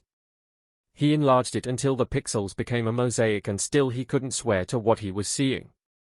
A ring, yes. A design, maybe. A skull? A crest? Or just a trick of the light? The past has a way of teasing you like that, offering you the illusion of certainty and then yanking it back. So they went to the people who might have seen it up close. Bikers. Bar regulars. Men who hung around that motel because it was where deals were made and bodies were forgotten. They combed through old arrest records, not because arrests are proof of murder but because arrests are addresses, contacts, networks. One name kept appearing in the margins of the era like mold, a local drifter with a string of assaults that never stuck, a man who frequented the coast, a man who got into fights and disappeared when the heat got too close. He was dead now. Most of them were dead. Death is the ultimate alibi, and it loves to show up right when you need answers most. Another name surfaced, a mechanic's assistant with a bad back, possible limp, who later moved out of state after a violent incident. Another name, a handyman who worked at the motel on and off, known as Ray by some, Roy by others, a man who used different names the way other men change shirts. The detective circled that one hard. They tracked the handyman through social security records and old employment forms, and they found him in the worst possible place for an investigation, the gaps. No stable address. Multiple aliases. A trail that zigzagged through counties like a man running from his own shadow. Then, like a punchline from a cruel universe, they found a death certificate in a small county far away. The handyman had died in 2003, cause of death listed as accidental overdose, found alone in a rented room. No autopsy notes worth anything. No fingerprints accessible. No DNA sample on file. Just a dead end with a date on it. The detective stared at the document until his eyes burned, because there it was again, the pattern of time arriving like a cleanup crew, hauling away potential suspects before the case can reach them. But the death didn't erase the fact that the handyman had known the motel, and the motel had known the manager, and the manager had known his brother, and the brother was still alive. So the detective took the long way around. Instead of trying to prove the brother killed the girl, an enormous leap, he tried to prove something smaller, something concrete, that the brother lied about his relationship to the motel and to the area. Lies can be pried open. Lies can be used. He pulled property records, found a lease agreement that listed the brother as a maintenance consultant in 1979. He pulled old court documents from an unrelated assault case where the brother's name appeared as a witness at that motel address. He pulled a photograph from a local charity event in the early 80s that showed the brother standing beside the motel manager, smiling with an arm around his shoulder like family, like partnership. The detective laid these out like cards and waited for the moment they'd matter. He brought the brother back in, and the interview room felt smaller this time, as if the walls had learned the weight of what was happening. The brother sat down slow, too casual, too confident. He tried humor. He tried annoyance. He tried that old tactic of making the investigators feel like they were bothering him over nothing. The detective didn't bite. He slid the lease agreement across the table. The brother glanced at it and shrugged. The detective slid the court document across. The brother frowned. The detective slid the charity photo across. The brother stared at it longer than he meant to, and in that extra second the detective saw it, fear, quick and bright, smothered immediately by anger. The brother snapped, said those didn't prove anything, said people put names on papers without permission, said he'd been framed a dozen times in his life by jealous men and lying women. The detective let him talk. Let him build his own cage with words. Then he asked, soft as a knife, so why did you tell us you'd never worked there? The brother's jaw tightened. He said he didn't remember. He said he'd forgotten. He said it was so long ago. And the detective leaned in, because this was the seam he'd been looking for, the tear in the story where truth could bleed out. You forgot, he repeated, but you remembered enough to deny it. The brother's eyes narrowed. He said the detective was playing games. The detective said, no. You are. And for a moment the brother looked like he might stand up, like he might throw the chair, like the old violence in him was waking. But he didn't. He stayed seated. That restraint didn't calm the detective, it terrified him. Restraint meant calculation. Calculation meant experience. They ended the interview with nothing explosive, nothing that would make the evening news, but when the brother left, the detective felt something shift. Not proof, not justice, but pressure, and pressure changes behavior. If the brother was involved, directly or indirectly, he'd been living with the comfort of distance for decades. That comfort was gone now. The detective knew what men do when they feel the past closing in, they talk, they confess to someone they trust, they destroy evidence they forgot existed, they run. And in that vulnerability lies opportunity, because sometimes you don't solve a cold case by finding new evidence, you solve it by provoking the old evidence into revealing itself. Within a week, that opportunity arrived, but not the way anyone wanted.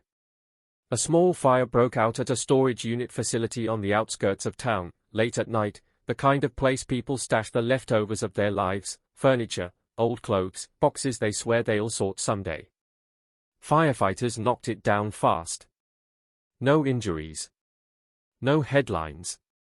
Just smoke and water and the smell of burned plastic hanging in the air. But when the detective heard the address, his stomach tightened, because the storage unit was rented under a name he recognized, one of the brothers' known aliases. The detective drove out before dawn, boots crunching on wet gravel, and he stared at the blackened doorway of the unit as if it were a mouth that had just tried to swallow something. Arson investigators said it looked accidental, faulty wiring, old extension cords, the usual. The detective didn't argue on instinct alone. He asked for the inventory list the facility kept. The list was vague, but it mentioned tools, boxes, personal items, and one word that mattered more than all the others: photos. Photos burn easily. Photos also preserve faces, places, rings, people you don't want identified. The detective requested permission to search what remained, and what remained was a soggy mess of half-burned cardboard and warped metal. They sifted through it anyway, because hope is stubborn. They found nothing conclusive. Some melted plastic. A cracked frame. A strip of leather that could have been a belt, could have been nothing. But the timing was the point. The timing was the message. Someone felt threatened enough to risk fire. The brother, when questioned, acted outraged. Said he didn't even use that unit anymore. Said he'd forgotten it existed. Forgot again. Always forgot. The detective watched him say it and felt the old frustration flare. Time had given this man too many exits. Even if the brother had killed her, even if he'd dumped her by the mangroves with his ring flashing and his limp making his gait uneven in the sand, the law demanded a straight line from act to actor. The detective had a circle of smoke. So he turned toward the victim's last known circle instead, because predators don't always come from nowhere, sometimes they are introduced. Sometimes someone you trust hands you to the dark. The detective dug deeper into the friend of a friend the girl had mentioned before leaving home. That friend of a friend had a name now, pulled from old letters and a phone number scribbled in a diary. The detective tracked her down to a small town, found her living behind drawn curtains, found her answering the door with the wariness of someone who has spent a lifetime not wanting to be found. When he introduced himself, she went pale in a way that told him she already knew why he was there. She didn't want to talk. She said she'd built a life. She said she had kids. She said she didn't want them dragged into old dirt. The detective said, "This isn't dirt. This is a body." That got her. That made her flinch like the words had slapped her. She let him inside, sat at a kitchen table covered in receipts and a half-finished puzzle, and she stared at her hands the way guilty people do when they can't bear to look at the face of what they did. She admitted she'd spoken to the girl in 1979. She admitted she'd told her Florida could be a fresh start. She admitted she'd connected her to men who helped girls get work, and her voice cracked on helped, because she knew the word was rotten. She said she was young then, naive, scared, and she needed money. She said she didn't understand the men she was dealing with until it was too late. The detective asked which men. She shook her head. Said she couldn't remember names. He asked about a motel. She said yes. He asked about a man with a limp. She went silent. Silence is testimony when it arrives at the wrong moment. He pressed, slow and steady, not shouting, not threatening, just letting the weight of decades sit on the table between them. She whispered that there had been a man, older, mean, always smiling like he'd already won. She said he wore a ring. She said he was known around the motel like a stray dog everyone fed and nobody claimed. She said she'd seen him hit a girl once, hard, and then hand her a cigarette like an apology. She said she'd told herself it wasn't her business, the same excuse everyone used, the same excuse that built a wall of silence around predators thick enough to last 46 years. The detective asked, "Did you put her in a car with him?" The woman began to cry without making noise, just tears falling straight down like rain, and that was the closest thing to an answer he was going to get. He left the house with his chest tight, because now the story had a new kind of ugliness. It wasn't just a stranger in the dark, it might have been a handoff, a quiet betrayal dressed up as opportunity. The detective knew that even if the woman's tears were truthful, they still weren't evidence in the legal sense. But they were narrative evidence, and narrative evidence can guide you to physical proof if any exists. He went back to the file, back to the maps, back to the motel's old footprint, and he started asking a different question. if the girl was recruited, coerced, or trapped in that world, who else was around her in those days, and who else might have disappeared without anyone noticing? He found 2 other missing person reports from that year, thin, overlooked, filed in distant jurisdictions, that described girls with similar ages and similar last known locations near the same corridor. Both cases had gone cold fast. Both families had been told their daughters probably ran away. Both had no bodies found, no closure at all. The detective stared at those files and felt the case expand like a bruise. If the same man was involved, he wasn't just a killer, he was part of a system that fed on vulnerability. And systems don't leave neat clues. They leave fractures, people who know pieces, people who stay silent, people who die before they talk. The station chief wanted results. The media wanted an arrest. The family wanted certainty. The detective wanted truth. But truth was still hiding in the same place it had been hiding since 1979, in the memories of people who didn't want to remember and in the hands of someone who'd learned how to outlast investigation by simply continuing to breathe. He walked past the evidence room and felt the ache of all the boxes inside, all the sealed bags of old fibers and old hairs and old hope.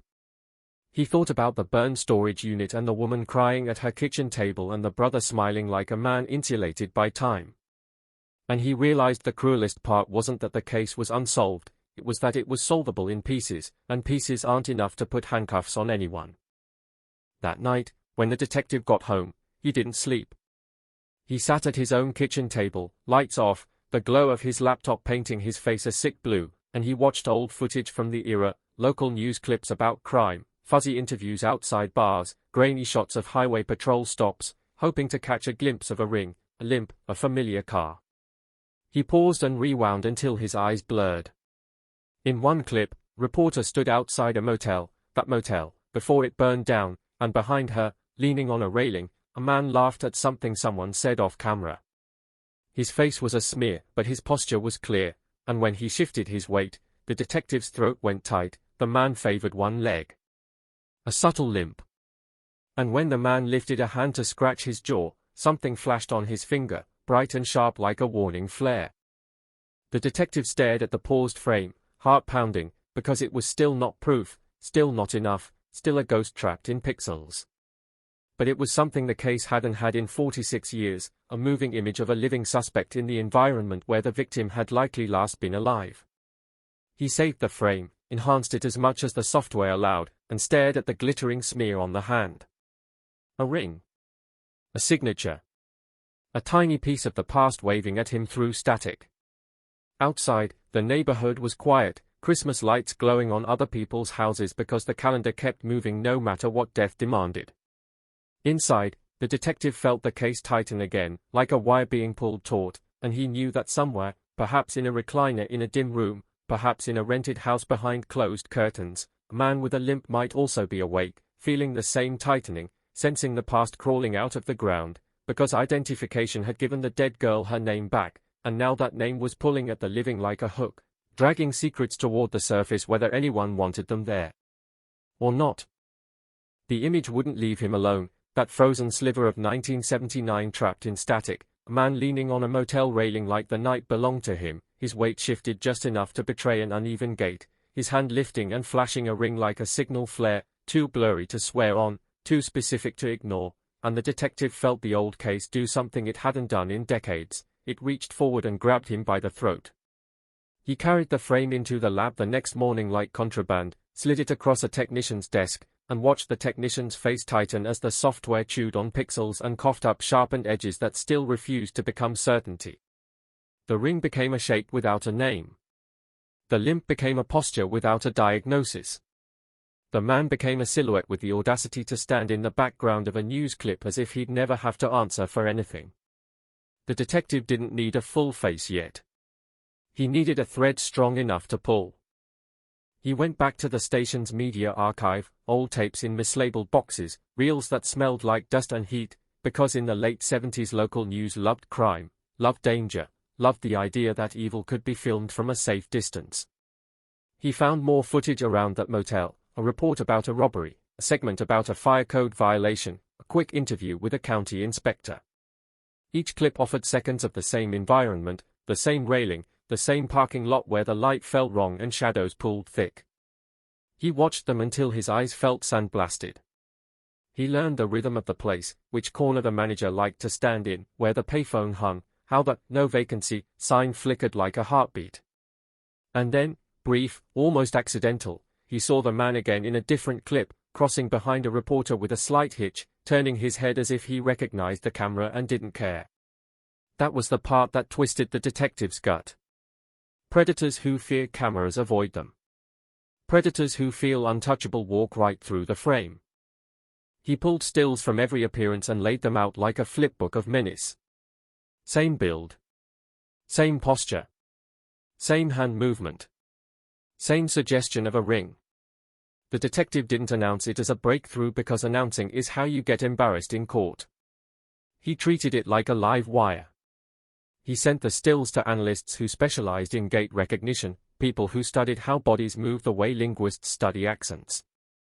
They couldn't identify a man from a limp alone, but they could tell him something that felt like a nail driven into wood. The movement was consistent with a long-term injury, not a temporary strain, the kind of injury that would have left traces in medical records, workplace claims, old accident reports. Now the limp wasn't just a rumor. It was a feature. He started digging in places most detectives hate, places where human lives get reduced to forms, workers' compensation archives, hospital admission logs, union records, old job site incident reports from the construction booms of the 70s. Florida was building itself into a dream back then, and dreams require labor, and labor breaks bodies. He searched for men connected to the motel ecosystem, maintenance, security, construction, who had documented lower limb injuries around that era. The list was longer than he wanted. Too many men, too many injuries, too many dead ends, because limp isn't a fingerprint and neither is Ray. Still, the list narrowed when he added geography, men who lived within a certain radius, men who owned a dark sedan registered in their name, men with repeated contacts with law enforcement near that corridor. The net tightened. Names floated to the top like debris. One of them wasn't the brother. That was the surprise. A different man, a local contractor with a history of bouncing between jobs, an unremarkable citizen on paper, the kind of person nobody suspects because suspicion usually chases the loud and flashy. But his file had the quiet stink of trouble, a workers' comp claim from 1978 for a leg injury, a series of traffic stops in 1979 in a dark sedan, one citation noting a damaged rear light assembly, and a recorded address, now long demolished, that placed him within minutes of the motel. The detective's pulse didn't jump with joy. It sank, because this was the kind of lead that can consume months and deliver nothing but exhaustion. Still, he couldn't ignore it. Not now. Not after the ring. Not after the footage. He printed the name and taped it to the board like a warning. He tracked the contractor to a nursing facility 2 counties away. The man was old now, face slack, hair thin, a body that looked like it had been slowly dismantled by time. Some people see age and feel pity. The detective saw age and felt anger. Age doesn't erase what you did, it only hides it behind wrinkles. He arranged an interview under the pretense of reviewing historical incidents, careful not to spook anyone, careful not to give the man a reason to lawyer up and shut the door. When he entered the facility, the air smelled like bleach and wilted flowers. The contractor sat in a recliner facing a muted television, eyes half-lidded, expression blank. The detective introduced himself. The contractor smiled like he was being asked about the weather. The detective started with soft questions. Where did you work in 1979? Did you ever do repairs at a coastal motel? Did you know the manager? The contractor's answers came too easy at first, no, until the detective placed a still image on the table. The contractor squinted. He leaned forward. He chuckled. That old place, he said. Just like that, as if the motel was a memory of cheap beer and sunburn, not a possible portal into murder. The detective's spine tightened. He asked again, did you spend time there? The contractor shrugged and said everybody did. The detective asked about a dark sedan. The contractor said he'd owned a dozen cars. The detective asked about a leg injury. The contractor tapped his cane and said, "You mean this, like it was a joke?" The detective asked about a ring, and the contractor's eyes flicked, small, quick, toward his own hand, now bare, skin pale where a band might have Saturday. The detective kept his voice level. He didn't accuse. Not yet. Accusation is a door slam. He needed the man to talk.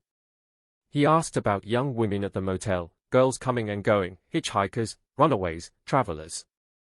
The contractor's smile thinned. He said, that was their business. The detective asked about the night a cracked tail light was repaired for cash. The contractor laughed, a short bark, and said, who remembers that? And then, because old men sometimes can't help themselves, he added, lots of guys didn't want receipts. The detective watched him say it and felt the hairs on his arms rise. Lots of guys, the man said, as if he was part of a group, as if this wasn't just one predator but a culture of predators who moved through that corridor like a pack. The detective ended the interview without fireworks. He left with something more subtle, confirmation that the contractor knew the motel, knew the atmosphere, knew enough to dismiss it casually. Outside, sunlight hit the windshield and looked too clean. He sat in the cruiser and listened to the recording again, turning up the volume to catch tone, to catch hesitation. There was hesitation. There was something else too, irritation, like the contractor hated being dragged back into a past he thought was safely buried. The detective's phone buzzed with an update from the lab, no definitive DNA match from the old evidence to any suspect in the system. Not surprising. Not helpful. He stared at the message until he felt the familiar coldness of the law, without DNA, without a confession, without a witness who could survive cross-examination, all you have is a story, and stories get shredded in court. So he went hunting for the one thing stories can't argue with, physical corroboration. Vehicles leave paperwork. Rings leave purchase records. Injuries leave medical documentation. He requested the contractor's old workers' comp file and found the treating physician's name. The physician was dead. Of course. The clinic had merged twice since then, records digitized and then purged. Of course. He requested DMV records tied to the contractor's vehicles and found that the dark sedan had been sold in 1981 to a salvage yard. Salvage yards are where evidence goes to die. He tracked down the yard's successor business and found a man who ran it now, who shrugged and said, "We crush things." He asked about old intake logs, and the man laughed. Paper? From the 80s? You kidding? The detective didn't laugh. He just felt the case's old enemy, time, pressing its boot on his neck again. He shifted. If you can't find the car, find the people around the car. The contractor had a sister still living in the area, a woman in her 70s with a sharp mouth and a sharper memory. She didn't want police on her porch. She didn't want questions. But when the detective mentioned the motel, her face tightened in a way that wasn't confusion. She said her brother used to come home late smelling like cigarettes and salt water. She said he'd brag about how easy it was to make money down there without explaining what he meant. She said he wore a ring back then, heavy and gaudy, bought with cash he didn't earn clean. She said he stopped wearing it abruptly in the early 80s, like he'd grown tired of the attention. The detective asked what it looked like. The sister hesitated, then said, it had a skull. Or maybe it was a mask. Something ugly. The ring again. Always the ring. The detective asked if she'd ever seen it after. The sister said no. The detective asked if her brother ever talked about a girl found dead. The sister's eyes narrowed. She said, "Why are you asking me that?" That wasn't an answer, but it was a reaction, and reactions are what detectives drink when truth is scarce. He asked the sister about names, Ray, Roy. She snorted. She said her brother used different names when he wanted to sound important. She said he once introduced himself as Ray at a bar because it sounded tough. The detective's chest tightened. He didn't show it. He kept his face neutral, because neutrality invites confession. He asked if the brother ever had friends at that motel. The sister said yes, bad friends, men who came by with engines running, men who called late at night, men who disappeared when cops asked questions.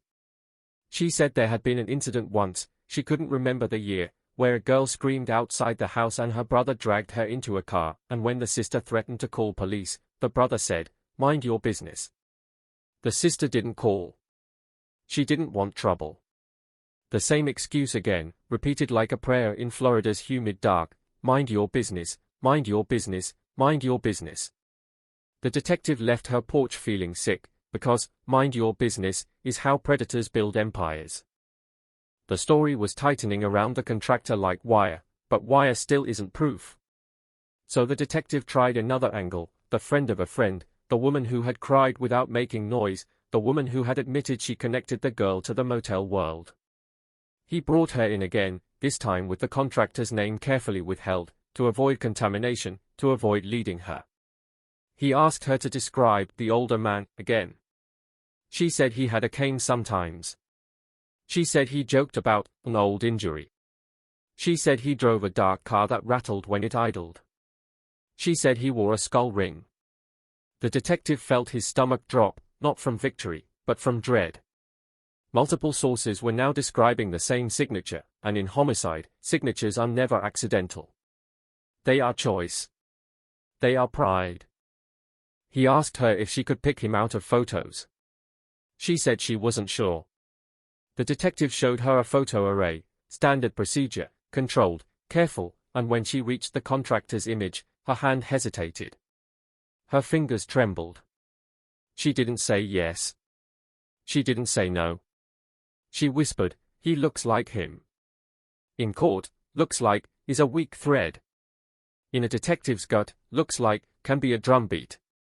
He asked what the man did. She said he helped with work, arranged jobs, arranged rides, arranged things that weren't really jobs at all.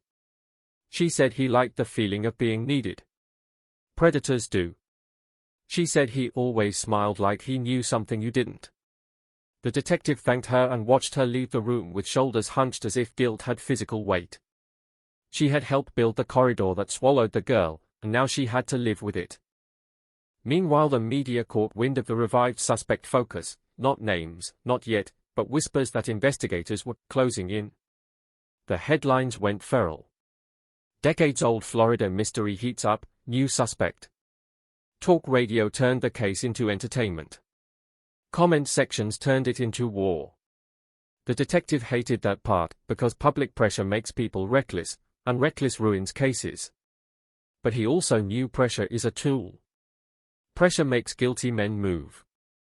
Pressure makes old friends talk. Pressure makes hidden evidence surface. And then, like the case itself was responding, another tip arrived, this one not anonymous, this one from a man who walked into the station with a baseball cap in his hands and shame in his eyes. He was in his 60s now. In 1979, he'd been a kid, running errands around that motel for cash, fetching cigarettes, carrying bags, learning early how adults trade morality for convenience. He said he saw a girl once, quiet, scared, sitting in a dark car while a man argued with the motel manager. He said the man had a limp. He said the man wore a skull ring. He said the girl's eyes looked dead even though she was alive. He said the man slapped her, one sharp crack, and nobody intervened. The kid didn't intervene. The manager didn't intervene. The other men didn't intervene. The kid told himself it wasn't his business. Then, days later, he heard the talk, girl found by the mangroves, and he felt his stomach turn. He didn't go to police because he was a kid and the men scared him and the motel was the only place he could make money. He carried it for 46 years. Now, seeing the name on TV, seeing the case reopened, he couldn't carry it anymore. The detective listened, recording running, heart pounding quietly beneath his calm face. This was what cold cases live for, a witness who finally breaks, a memory that finally becomes a statement. It still wasn't enough to convict on its own, but it was another beam in the structure, another point of convergence that kept pointing toward the same signature, limp, ring, dark car, motel, and convergence is how you turn fog into shape. The detective thanked the man and watched him leave with tears in his eyes, and the detective felt a surge of anger that burned clean, not at the witness, not at the kid he'd been, but at the world that had taught a child to mind his business while a girl was being dragged toward death. He went back to the board and stared at it until the lines blurred into one dark web. The contractor's name sat in the center like a spider. The brother's name sat nearby like a shadow. The motel manager, dead, sat like a closed door. The woman who recruited girls sat like a cracked mirror. The witness kid sat like a broken compass pointing late but pointing true. The detective's phone buzzed again, another lab update, another reminder that science had limits, that old evidence doesn't always speak. He didn't care. Not in that moment. Because the case wasn't just about DNA anymore. It was about behavior. It was about signature. It was about a corridor of silence that had protected a man for decades. And somewhere out there, the detective thought, someone else was watching the same headlines, hearing the same renewed chatter, feeling the same tightening in the air. Someone who had worn a skull ring like a trophy. Someone who had limped through the dark as if darkness owed him favors. Someone who had believed time would keep his hands clean. The detective could almost picture him now, an old man in a dim room, television light flickering over a face that no longer looks like it did in 1979, hands folded, heart beating steady, the past knocking louder each day. The detective didn't know yet whether the knock would open the door or whether the door would stay locked until death sealed it forever. But he knew this, deep in the bones of the case, identification had done more than give the victim her name back. It had taken away the killer's best weapon. Anonymity. And when anonymity dies, fear changes sides. The pressure didn't arrive with sirens, it arrived with small, quiet disruptions that felt like the air changing in a room before a fight starts, and the detective could sense it everywhere, at the station coffee machine where officers suddenly lowered their voices when he walked by, in the sideways glances from supervisors who wanted an arrest yesterday, in the way reporters started camping outside the building like vultures smelling heat. A name had been restored, and now the public wanted the next headline, the next jolt, the part where someone in handcuffs looks stunned under courthouse lights. But the detective knew the difference between a case that's exciting and a case that's winnable, and this one was still a knife balanced on a fingertip, one wrong move and it would fall, and the blood would be theirs. He met with the prosecutor in a small office that smelled like paper and old cologne, and he laid out the pattern, ring, limp, dark car, motel, witness kid, recruiter's near identification, like he was arranging a crime scene on a desk. The prosecutor listened without interrupting, eyes narrowed, pen tapping once every few seconds like a metronome. When the detective finished, the prosecutor sat back and said the words that make detectives hate the law, it's compelling. It's not enough. Compelling doesn't win cases. Enough wins cases. The prosecutor wanted one of three things: DNA tying the suspect to the victim, confession, or physical evidence that could be connected to the suspect beyond reasonable doubt. The detective said they were working on all three. The prosecutor said, "Work faster." The detective didn't argue, because arguing wouldn't create evidence. He left the office with the weight of a system on his shoulders and the sense that the case was beginning to outrun its own time again, not because the past was far, but because the present was impatient. So he hunted for leverage, the kind that makes people talk even when they've been silent for decades. He started with the contractor's family, because families are the first crack in any fortress. Old men can stonewall. Wives and sisters and kids, grown kids with their own consciences, sometimes can't. He found the contractor's adult son living in a modest home with a neat yard, the kind of place that looks like stability from the outside.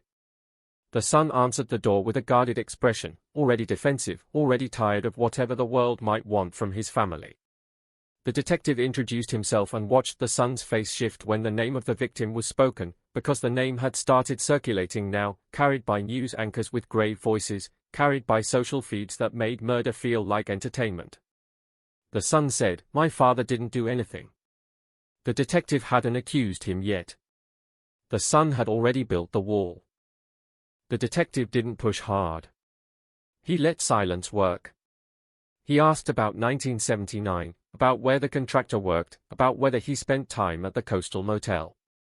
The son shrugged and said his father was gone a lot. Construction. Side jobs. Drinking. The son spoke like he'd rehearsed this story for years, not for police, but for himself. explaining away the jagged edges of a childhood lived around a man whose temper had its own weather. The detective asked about a limp. The son nodded. Said his father had hurt his leg falling off scaffolding, used to joke that it made him look tough. The detective asked about a ring. The son frowned, then said he had one. Big, ugly skull on it. The detective's pulse spiked, but he kept his face flat. He asked where it was now. The son said he didn't know. Said his father stopped wearing it when the son was young. Said it disappeared. Disappeared is a word with a shadow behind it. The detective asked about the storage unit fire and watched the son stiffen. The son claimed he'd never heard of any storage unit. The detective didn't accuse. He asked instead if there were old boxes in the family, photos, jewelry, anything left behind. The son's mouth tightened. He said his father had been purging lately, throwing out things, burning old papers in a metal drum behind the facility. Burning. Again. The detective thanked him and left with a cold certainty growing in his stomach. Someone was cleaning house, and whether it was guilt or paranoia didn't matter, because cleaning house is movement, and movement means opportunity. He went back to the nursing facility with a new plan, not to corner the contractor with accusations, but to surround him with his own history until he couldn't breathe without inhaling it. He brought photographs, motel stills, maps, the old news clip frame, and he watched the contractor's eyes as each one hit the table. The contractor scoffed, denied, shrugged. The detective let him. Then he slid in something different, a photograph of the victim alive, smiling in a school picture, the kind of ordinary innocence that makes brutality look even worse. The contractor stared at it longer than he should have. His lips pressed together. The detective spoke softly, because softness can be more violent than yelling. "Do you remember her?" he asked. The contractor's gaze drifted away, as if he were searching the ceiling for an answer he could live with. "Lots of girls," he said. And the way he said it was the most chilling thing the detective had heard in weeks, because it wasn't disbelief. It wasn't confusion. It was categorization. The victim had been filed away in a mental drawer labeled lots of girls, like she was interchangeable, like what happened to her wasn't special, just routine. The detective asked about the mechanic shop. The contractor laughed. The detective asked about paying cash to fix a cracked tail light. The contractor's laugh died too fast. The detective asked about the motel manager's brother. The contractor's face tightened. The detective asked about the recruiter, the woman who'd admitted connecting girls to men, and the contractor muttered, "She's a liar." The detective leaned back and said, "So you know her?" The contractor froze, and in that freeze the detective saw the truth flicker like a bug trapped in glass. He didn't push again. He ended the interview and walked out feeling like he'd just touched the edge of something sharp. Back at the station, he convened the team and made the hard call: they needed a warrant. Not an arrest. A search. Something narrow and justifiable, something they could defend in front of a judge without sounding like they were chasing ghosts. The prosecutor agreed to attempt it if they could show probable cause that evidence tied to the victim might still exist: jewelry, photographs, items taken as trophies. Trophies. The word made everyone in the room go quiet. Predators take trophies because trophies make them feel powerful, and power is addictive, and addiction makes people stupid.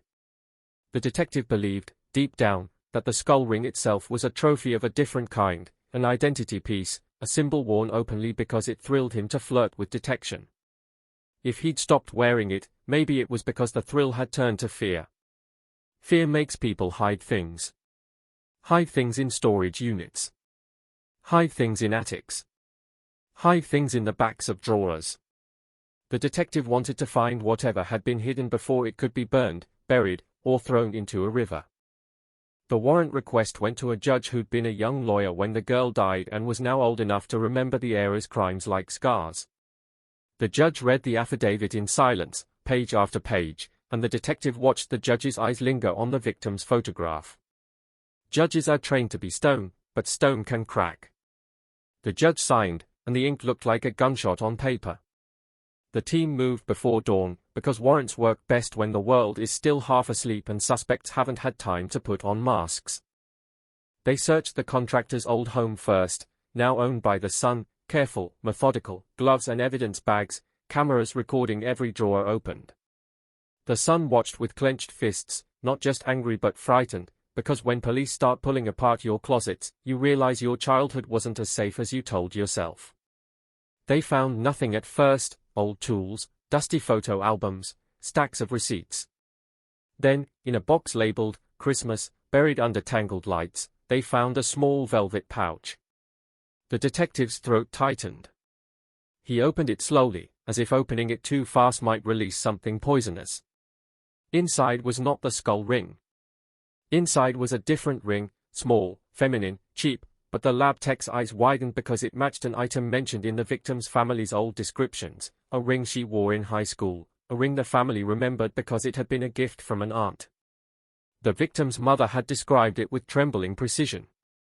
The detective held it under the light and felt the room tilt. This wasn't proof of murder. It was proof of contact.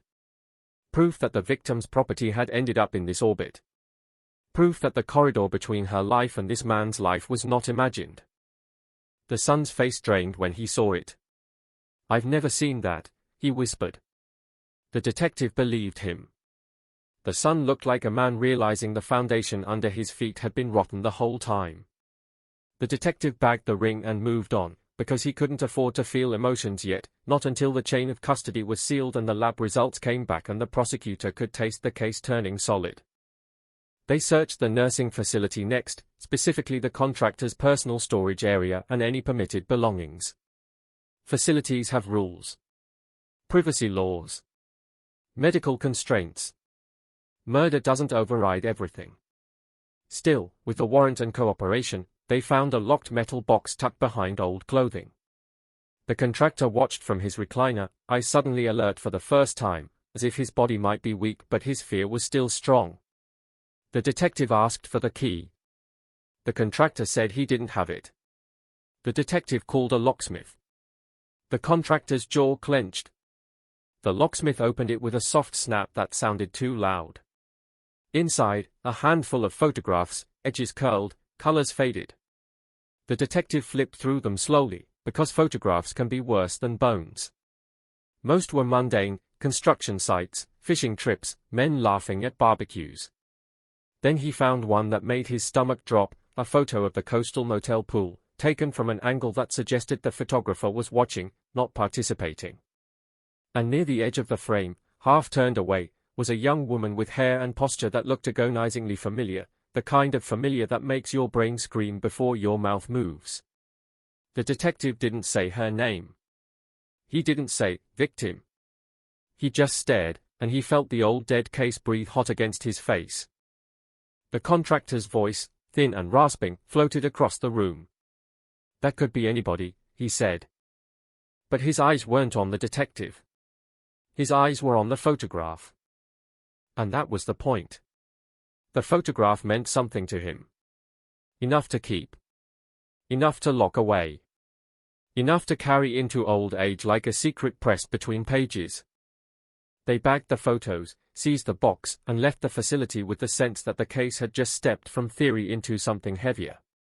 The prosecutor was cautious, always cautious, but even he couldn't hide the shift in his posture when the detective placed the ring and the photos on the table. "If we can tie that ring to her," the prosecutor said, "and if we can authenticate those photos," he didn't finish the sentence, because he didn't want to promise what the law might not deliver. The detective didn't want promises either. He wanted a doorway that led somewhere. The lab moved fast as science allows without lying. They compared the ring to family photographs and old descriptions, looked for manufacturing marks, serial numbers, anything that could be traced. They tested it for touch DNA, knowing it was a long shot after decades of handling. Meanwhile, the photo went to image analysts who could compare facial features even with low resolution, matching ear shape, spacing, contours. The detective sat at his desk and listened to the old witness statement again, the kid from the motel, hearing the same words with new weight. Her eyes looked dead even though she was alive. He thought about that locked metal box, about the instinct to keep a moment, to preserve it. Trophy behavior. Control behavior. The kind of behavior that doesn't vanish just because a man gets old and sits in a recliner with a blanket on his knees. The contractor, sensing something, began to unravel. Not in a dramatic way, not with screaming or confession, but with small irritations. He refused meals, snapped at nurses, demanded his son bring him home, asked repeatedly if those cops were still talking about him. The facility staff reported it. The detective took note. Fear changes people. Fear makes them reach for allies. Fear makes them make mistakes. The detective waited for the mistake. It arrived in the form of a phone call, intercepted not by wiretap, too heavy, too legally complex, but by human nature. The contractor called an old friend, a man from his construction days, and the old friend, rattled by the renewed headlines, recorded the call on his own phone because he didn't want to be dragged into anything alone. The old friend brought the recording to police with shaking hands, like he was handing over a live grenade. The detective listened in a closed room, volume low, heart pounding. The contractor's voice was hoarse, angry, panicked. "They're digging," he said. "They found things." The friend asked what things. The contractor said, "Nothing. Just junk." The friend said, "Then why are you calling me?" A pause. A long one. The kind that fills with unspoken history. Then the contractor said, "I should have gotten rid of it all."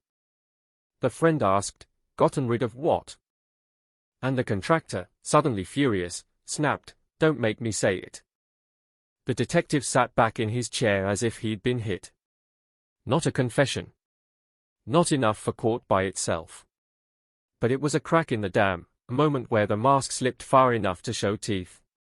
The prosecutor listened and said, "It helps."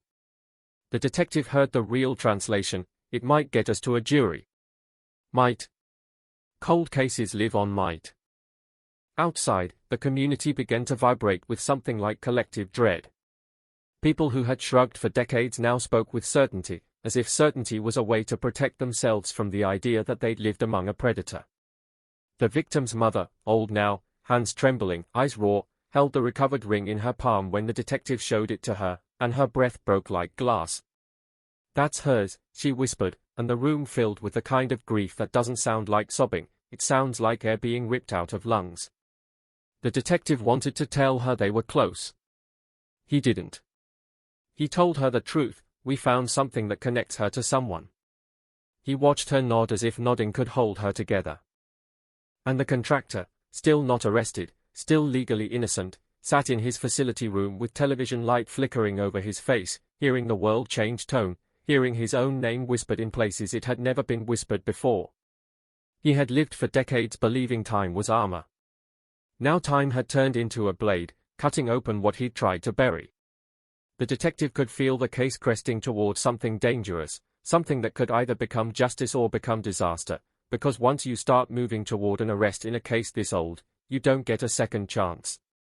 You either hit, or you miss, and if you miss, the killer walks out under the sun and the victim's family learns that even a name restored can still be swallowed by silence. The detective stared at the board late that night, lines converging tighter than ever, and he felt the case humming, alive, impatient. He thought about the locked metal box. The ring hidden in a Christmas box like a cruel joke. The words on the phone recording, "I should have gotten rid of it all," and he imagined the rest of that sentence, the part the contractor refused to say. Somewhere inside that refusal was the truth, crouched and snarling, and the detective knew the next step would force it into the open, because the past wasn't just knocking anymore. It was pushing.